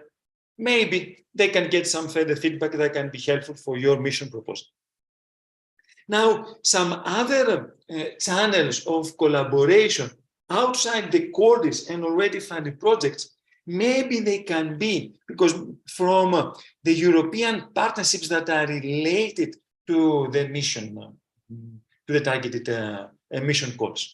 So in our case, it could be, depends, to see actors from European partnerships that maybe from Turkey or from somewhere else, that they might have some further knowledge on who is initiating a proposal under the mission call that you are targeted in. Because these ones that we have here for you, and also with the link that you're going to find further information, but also I'm sure that both Chala and Meltem will be able to give you some further directions on whom to contact from those European partnerships, and see whether they are familiar or they heard or they are aware of any initiative under the mission call that you are looking for. So you have actually two different channels of identifying potential mission initiators. And you don't need a matchmaking event, you don't need a brokerage event, because now you're going to have direct approach with the ones that most likely preparing a proposal from those two channels. From the Cordis, from the related project from Cordis to your mission, or from some actors that they can give you some hints from the European partnerships. And you establish a link, you establish some communication, and then a step 5, always consider demonstrations on sites where the regions and local communities that they have signed the EU mission adaptation to climate change. We've seen, and you've seen from Odysseus, that I think there were 301 regions and communities, and this is a very good starting point also. Odysseus said that there are also some regions from Turkey that they have signed, so you need to involve them in your demonstration sites. The ones from Turkey, definitely you need to contact them and have them handy when you're going to suggest a demonstration or a replication site in any of those calls, to have the critical regional and local authorities present and engaged. And that's step 5. So I hope I answered your question, Yildiz. If you need any further clarifications, let me know on that also. So congratulations. As said, it was a long session, my session, but I hope it was quite fruitful and useful for your own needs according to the call specifications. And what I would like is, I would like to remind you that knowledge, you have knowledge now, is not power. Applied knowledge is power. So what you need to do as soon as possible is you need to apply what you learned here from Odysseus, from me, from Martin. When you will see some collaboration opportunities, try to apply. At least try to see the steps 1 and 5 that I had in the previous slide. Cordis, identifying contact details, identifying, suggesting a demo site, seeing whether someone can give you further information from the related European partnerships, and work on your own demonstration site in Turkey as part of many other parts in a mission proposal. So I don't have anything else. I hope that was useful, and we finished on time at 3 o'clock, 2 minutes after 3. So that's quite encouraging. And if there are no questions, then I would like to give the floor to Martin for a very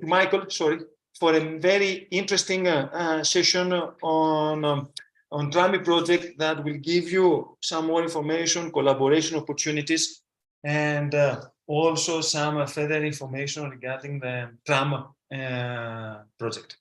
So, Michael, the floor is yours if there are no further questions. Thank you. So my name is Michael Broder. I'm from UNAM Research, and I have 2 different roles. I'm part of the coordination team of the Coordinated Support Action TRAMI, which is short for Transformative Missions.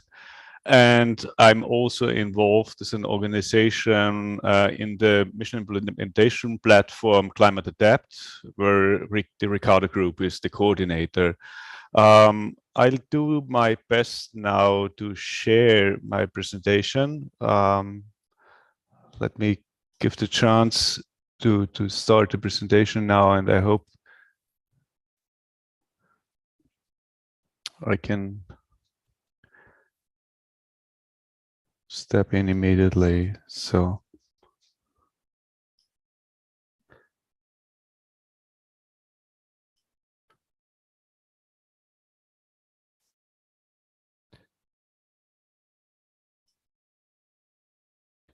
can you see the presentation now? Yes. Very good. So, first of all, I have to say thanks to you, Nikolaos.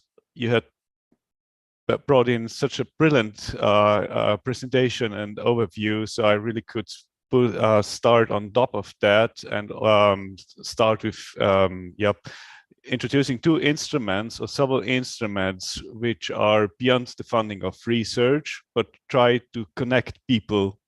And I think, therefore, these presentations are perfectly interlinked, and many of the issues and hints you have brought in, I don't name any more. I will put my presentation into 2 pieces and on your screen. First of all, I start with TRAMI. What it's about? There are 4 core activities behind I'd like to show you. One is the European Mission Network, which is developed within TRAMI and should have a resilience and a sustainability after the end of the project TRAMI. Then there's the European Mission Forum. There was already a mission forum late January this year, and there will be another one next year. You will learn that there's so many terms which are used for several times nowadays. mission, Emily, forum, mission forum. So I try to sort this out where possible. This is the European Mission Forum organized by the TRAMI project. There's also one organized by the Climate Adapt mission, and I will come to that back later on. And there's a knowledge platform, which is more or less the website of the TRAMI project. So you see the address there already. It's www.trami.eu, and there you find basically all the information I'm showing you today. And we have mutual learning events. MLEs, don't mix up with the MLEs organized by the European Commission, which are mutual learning exercises. So it's nothing more than more opportunities to interact and learn. But here we are talking about the mutual learning events organized by the TRAMI project.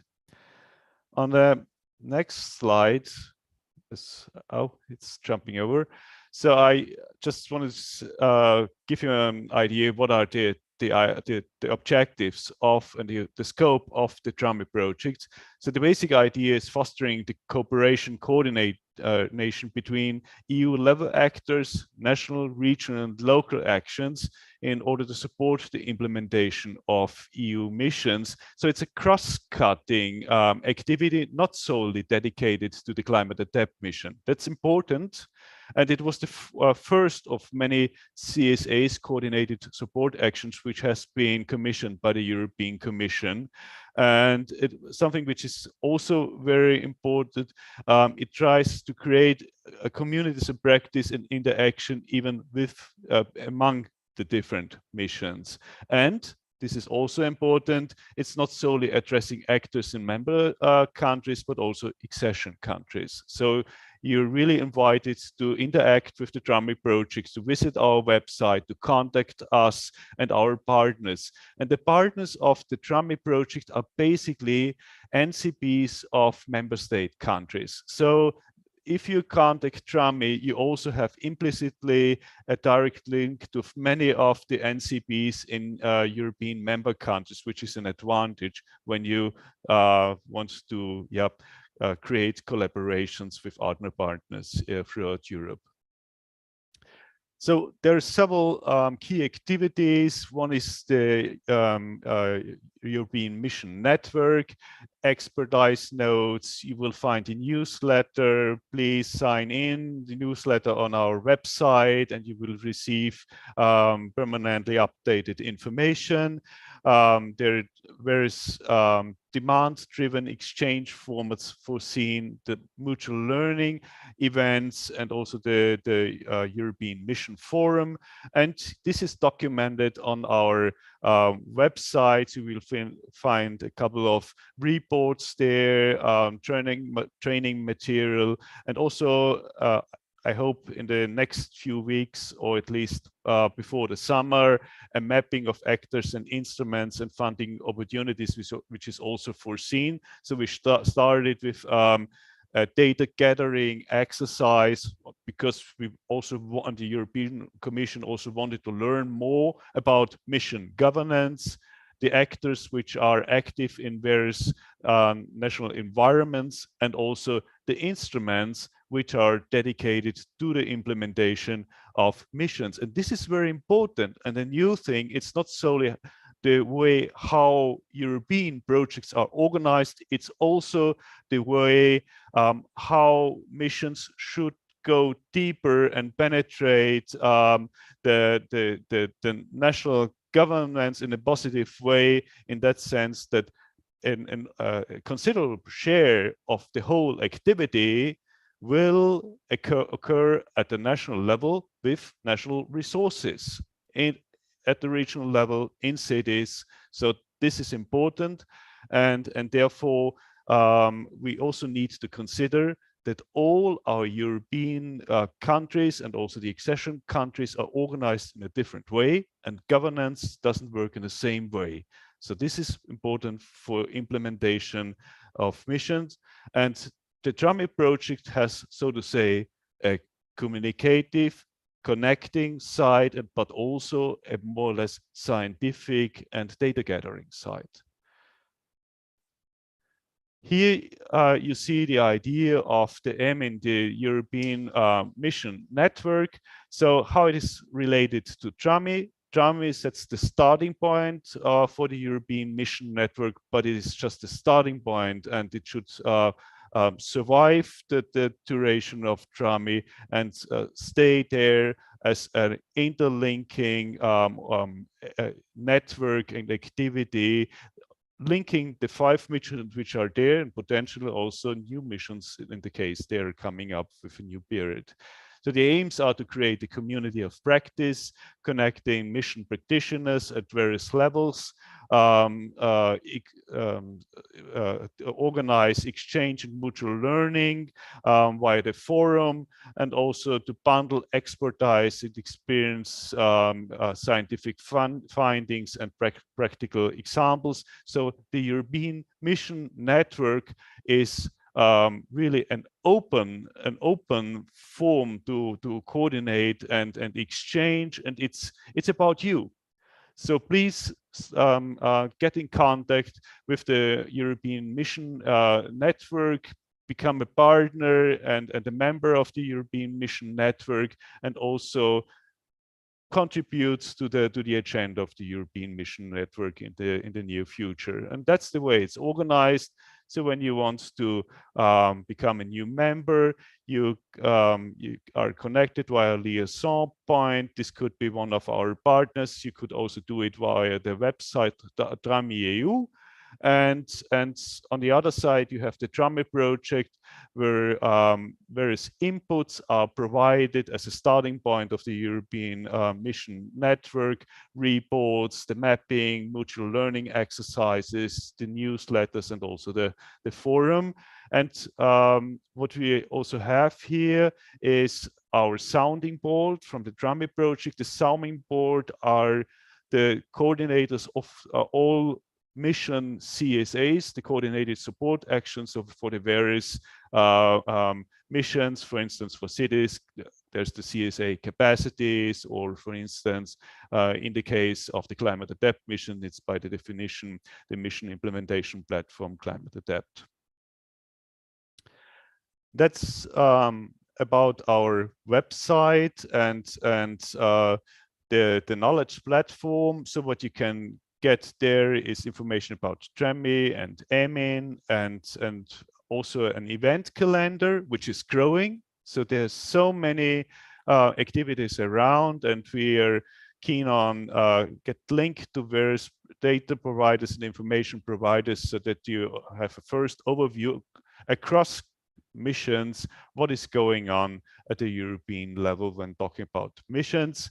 And what's also interesting, maybe for you, you also could support the creation and gathering of data. So for instance, we started with the mapping of various national contexts of mission implementation in European member states and countries, but the next step would be also to include an accession country. So maybe Turkey, that would be very nice. And there's a template where we try to get connected with one key accountant, I would say a key accountant who is supporting the mapping. It's not something done by 500 people, where we really try to learn more how the mission could be implemented in the specific country and its regions, and considering the national governance structures and instruments which are already there. Another thing is the TRAMI survey, discussing the status and challenges of mission implementation. Here you see the link. I think the presentation is available for everyone afterwards. We already had from the one or the other respondent from accession countries, and we would be very interested to learn more about your perception and also the challenges you bring up, because this is directly reported and also discussed with our colleagues from the Commission. Now I'm coming to the mutual learning events. Unfortunately, I see in my view that the headlines, but it has been digested by the system, obviously. So the headline should be their mutual learning event. And the aim is to facilitate the development and spreading of good practice and approaches. For instance, governance structures, national and regional programs, supportive instruments, etc., and discuss it with the participants. There are several formats. Horizontal setups addressing stakeholders across European regions and countries, or vertical setups, so addressing different stakeholders within specific country regions. Sometimes it's mixed up. So for instance, you see underneath a list of the MLEs which already are documented, and some of those which are foreseen. And on the right side, you see the green one in September. It will be in Helsinki, but it should address people from the national side as well as the European side. There will be two parts, and it will be also a hybrid format. So you don't have to go to Helsinki to attend there, but you also will have the opportunity to attend online. And there already have been some last year concerning the implementation of the missions approach in the regional policy. One of our partners, or some of our partners, are also from the regional level, I have to say. Another one was in November. How can missions be included in and implemented through regional strategies? Now we have one in May and the 17th in Brussels concerning creating new markets.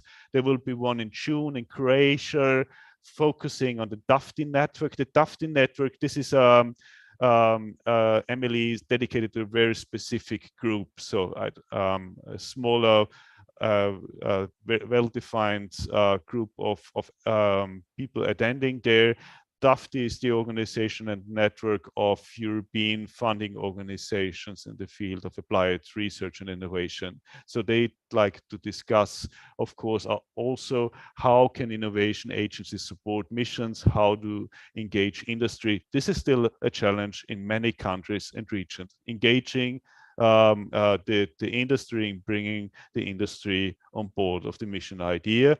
And the MLE I've mentioned already in Finland in September will focus on how IT platforms and hubs can support missions from two perspectives. One, involvement of and engagement of citizens, and the other thing, the other dimension will be engagement of the industry. So taking up also the discussion in June. This is about the TRAMI project. Now I'd like to switch over to the Climate Adapt mission implementation platform, Climate Adapt. So who is behind this mission implementation platform? I already mentioned the coordinator is the Ricardo Group. It's a larger consortium providing the services for the mission implementation platform, and it reports to the mission secretariat, where you, for instance, some of the names already have been mentioned today by Nikolaus, Sophie Berger, for instance. And there's, on the other side, the mission managers from DG Klima and DG RDD, and CINEA as the contracting authority. So that's are the organizations and entities behind the mission implementation platform. The functions are providing central support to mission participants and the Commission to implement the mission throughout Europe, especially at the regional level, to coordinate a broad range of activities and actors through a community of practice, also including the coordination within other European activities on climate adaptation. This is specifically interesting for you. So this is about you. Here we should have a closer eye on.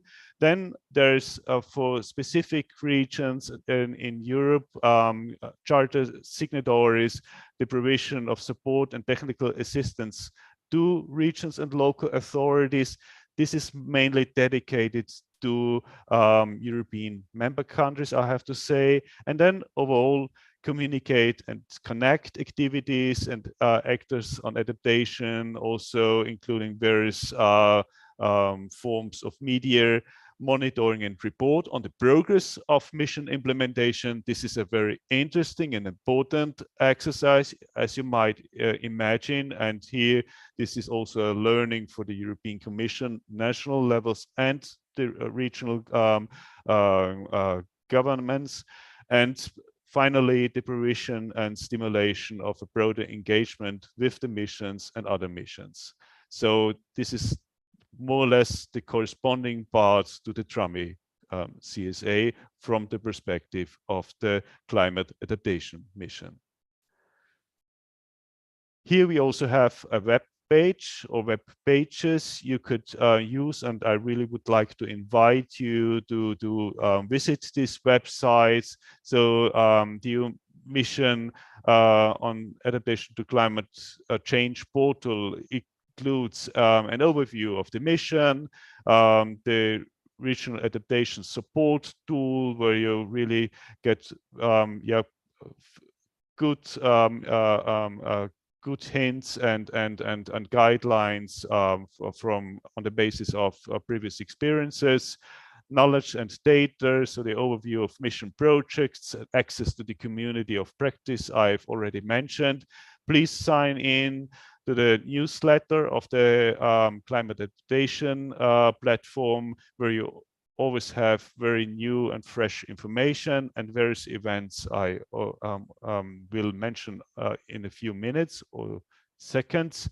So now I come to the community of practice I've mentioned already for several times. Its aim is to facilitate the exchange of knowledge and experience, and to strengthen the coordination and collaboration among partners. And who are the participants? First of all, the charter signatories. So signatories are regions. As we have already learned today, there are also Turkish regions, which are charter signatories. Then there are the friends of the mission. So for instance, industrial firms are basically in this group, friends of the mission. Then mission projects, of course, and their regions. So we have on one side regions which are charter signatories, and then we have regions which are which participate in mission projects. These are two groups partly overlapping.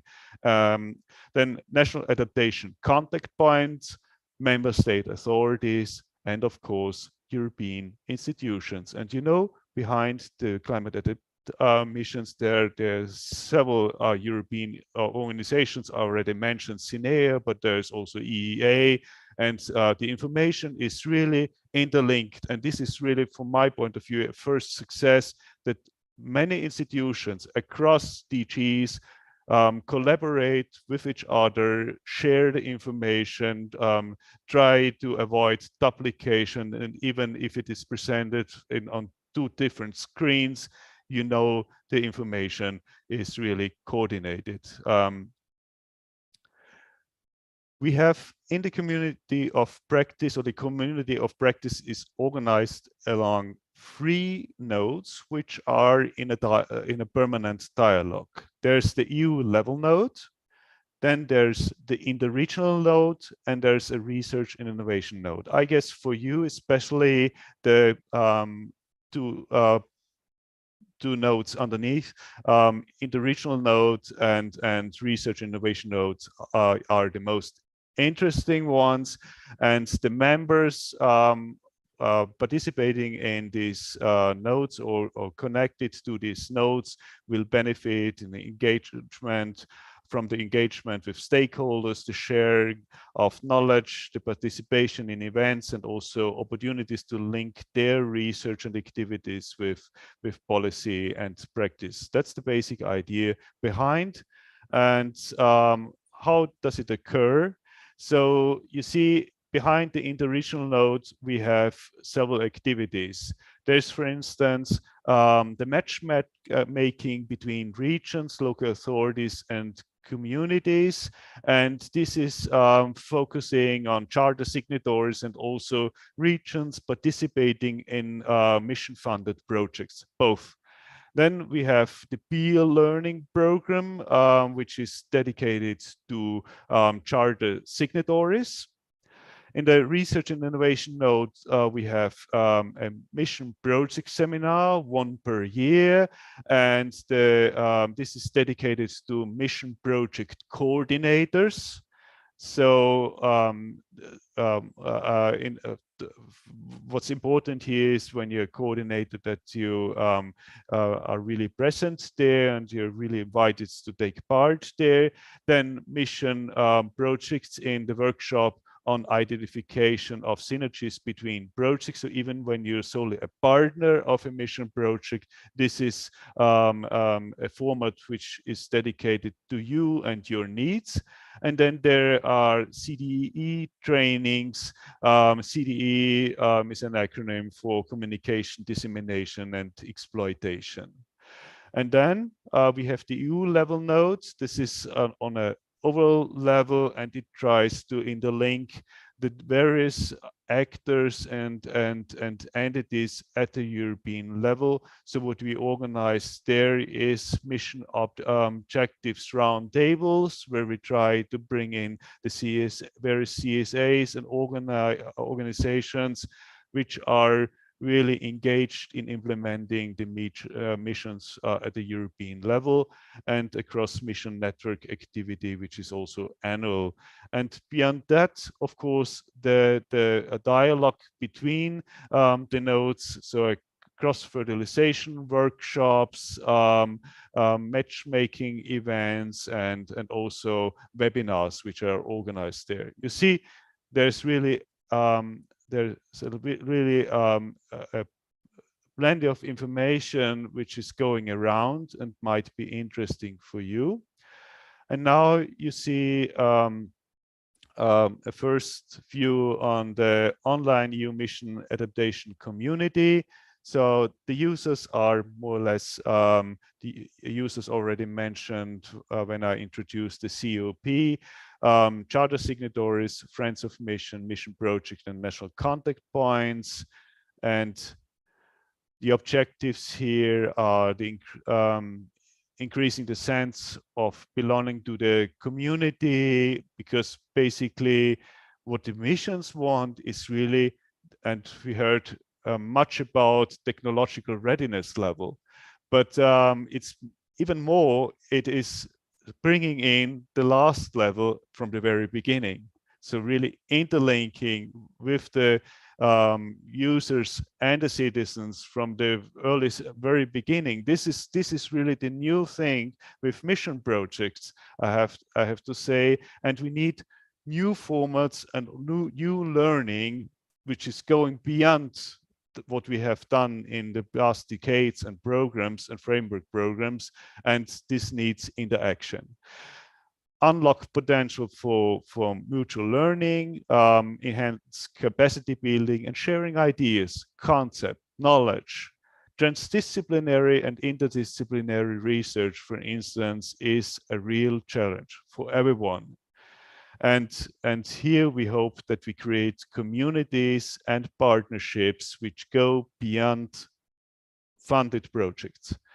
And if the functionalities within the sites are news, a library of information, again, a calendar of events, but in this case, really focused on the climate adaptation mission, forums, and there's also a help desk which is keen on supporting you.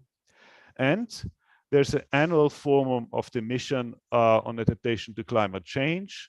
So it takes stock of the progress of the mission over the year, reflect what happened throughout the last year, also what are the challenges around, the focus on multi-level governance to accelerate the change, and also it tries to help to find better cooperation, address how knowledge can be help the scaling up of adaptation solutions. So this is a very important event, and The second forum will start. There was already one in January, with many attendees. Maybe the one or the other person participating today was already there.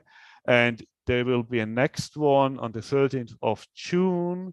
It will be in Sweden, but even if you are not capable to go to Sweden, please attend via the online format. So it's open to everyone.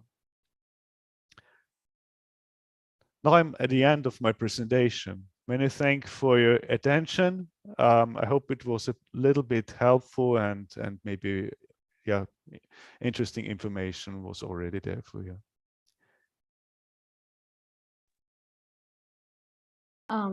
Mr. Mihail Ploder, thank you so much for joining us today. Your presentation was very informative and includes new aspects for us.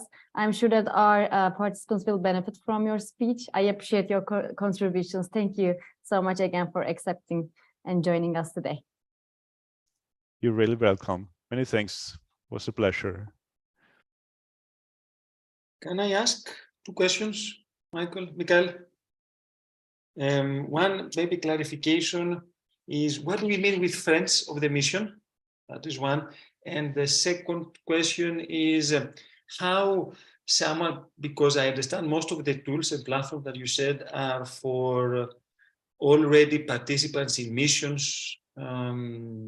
So how can someone that is willing to participate in a mission and he hasn't been or she hasn't been participating before in any, how they can exploit those tools or any of those tools or services? So the Friends of the Mission is really the most open community, and you have seen those groups I have mentioned beforehand. They have more or less something like a contract or already showed a clear interest to contribute via projects or various formats which are available there. So for instance, the charter signatories, not every region is a charter signatory. I think everyone is invited to become a charter signatory, but there's a process behind, as we know. And also the mission projects, yeah, not each researcher focusing on climate adaptation will be part of a mission project. So it is a much broader community behind, and the national contact points are defined. These are agencies, usually funding agencies or intermediaries at the national level. So the Friends of the Mission is really that group which is open to everyone, where we also expect people and organizations which are in the research and innovation ecosystem in a broader sense, and therefore I think most of the people attending today would be dedicated to become a friend of the mission. And the second question, for the specific climate adaptation mission, I would really recommend to go to the website of the mission implementation platform. I think here you find direct access, first of all, to persons and support services which are really dedicated to your needs in a very differentiated way. And these services are permanently adapted. So there was, for instance, a survey, a needs survey, where even among the charter signatories, the mission implementation platform tried to learn more about the very specific needs behind those which have been already been collected, the information which has already been collected when regions signed the charter. And with the several events organized by the community of practice, we also learn more how these needs are specifically need to be understood, for instance, at the regional level, or when we speak about a specific project. So for instance, last week, Thursday, we had an event solely focusing on learning more and discussing more these needs of very specific agents and actors at the regional level and the national levels throughout Europe.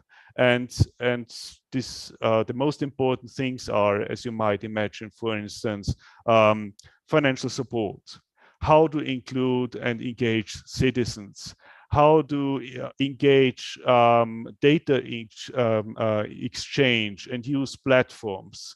And behind these are very specific problems. So which forms of data need to be exchanged? Which tools are sufficiently capable to fulfill our needs? How to avoid to reinvent the wheel when we organize and create something? And this is exactly where we want to go through. It is more or less a learning procedure which always interacts with those who really are keen on solving problems and challenges of climate adaptation at the level of regions and cities. So please go and sign in the both websites or platforms for the climate adaptation platform, but also the TRAME platform. Thank you. Excellent.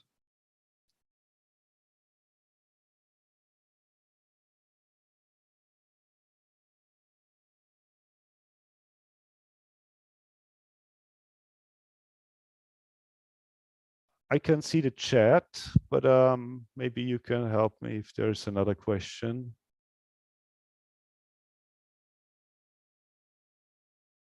Okay, not for the moment. Thanks.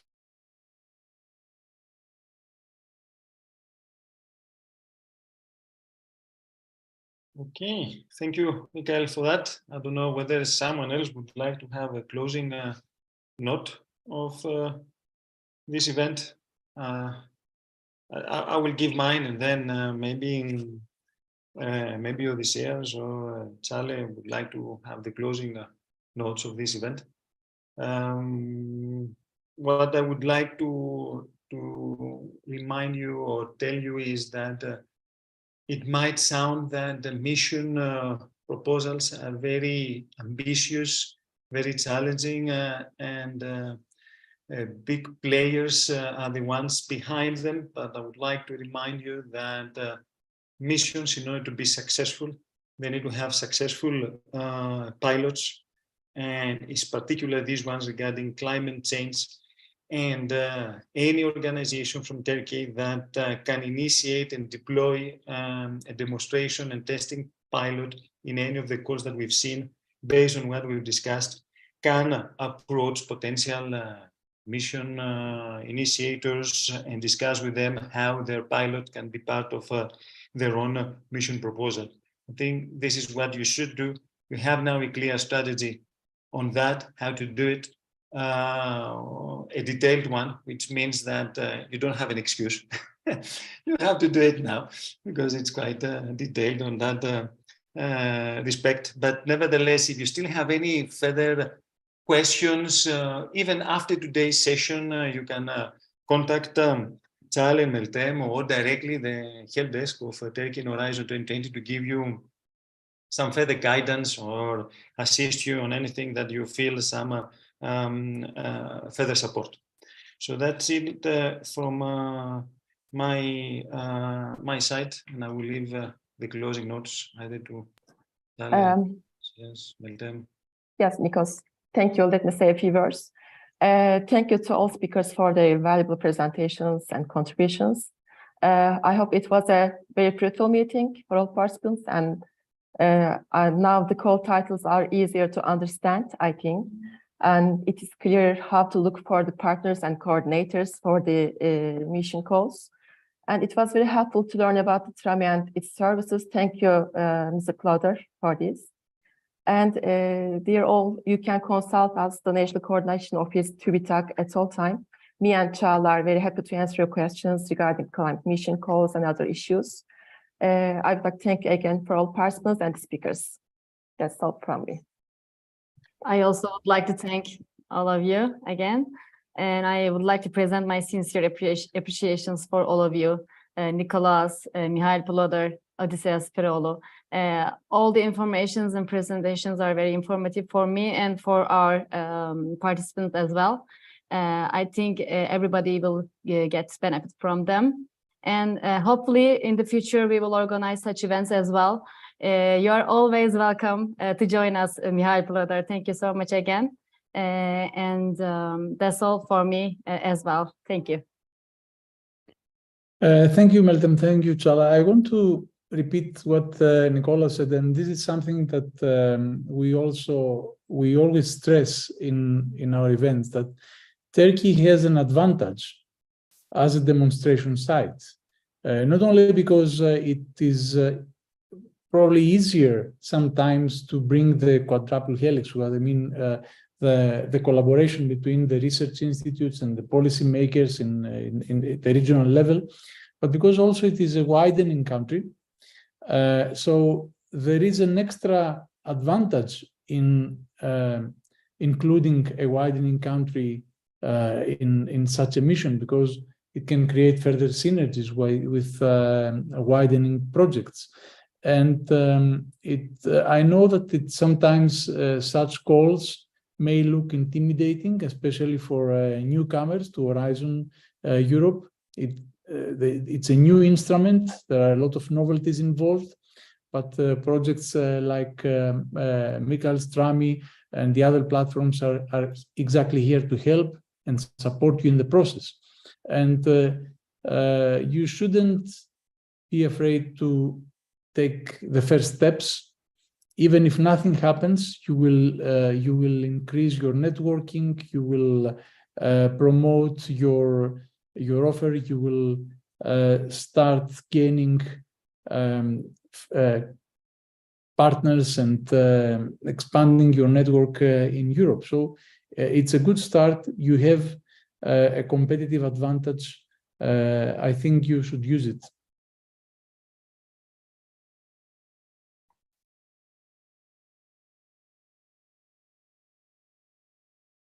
So I don't want to have the last word, but I just want to agree to everything you said beforehand.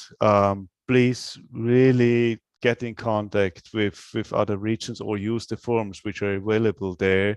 It doesn't make, for various perspectives, maybe sense to link or connect a Spanish region with a Finnish one.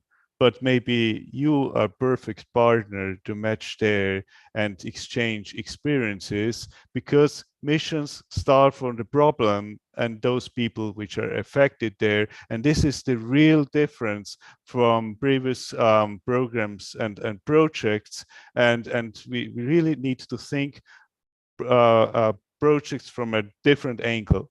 And this is important, and therefore I think it is really important that especially accession countries and your country will take part in these activities and also share your experiences, your notion of challenges, because climate adaptation is a global challenge. It is not an Austrian challenge or a British challenge. It is a global challenge, and we need also solutions which are robust and helpful for all our society in throughout Europe in a greater sense. I think we have a question. The last question just came in. The question suggests, can we improve soil cleaning bacteria under joint all soil? I think the code Klima Ocean Soil Call 0101. Okay, I can take that question. Because today, no, but we have tomorrow. Yes, for our on soil, and there is one call there that is supporting that kind of idea of Halis. So if she attends tomorrow, So we'll be able to listen more details on that. Okay, thank you.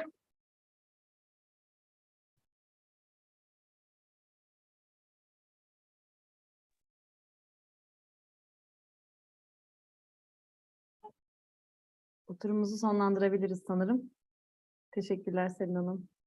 Rica ederim Çağla Hanım. Thank you everyone. I think we can now end the transmission. And as Nicolas reminded, tomorrow we're going to have an event for soil mission. You can also join us again on Zoom or like on YouTube. We will inform you with the Zoom details. Thank you. Thank you all. Well, bye-bye. Take care. Keep up the good work. Bye. Thank you so much. Have a Thank good you. day. Bye bye. Yani o yüzden de birazcık hani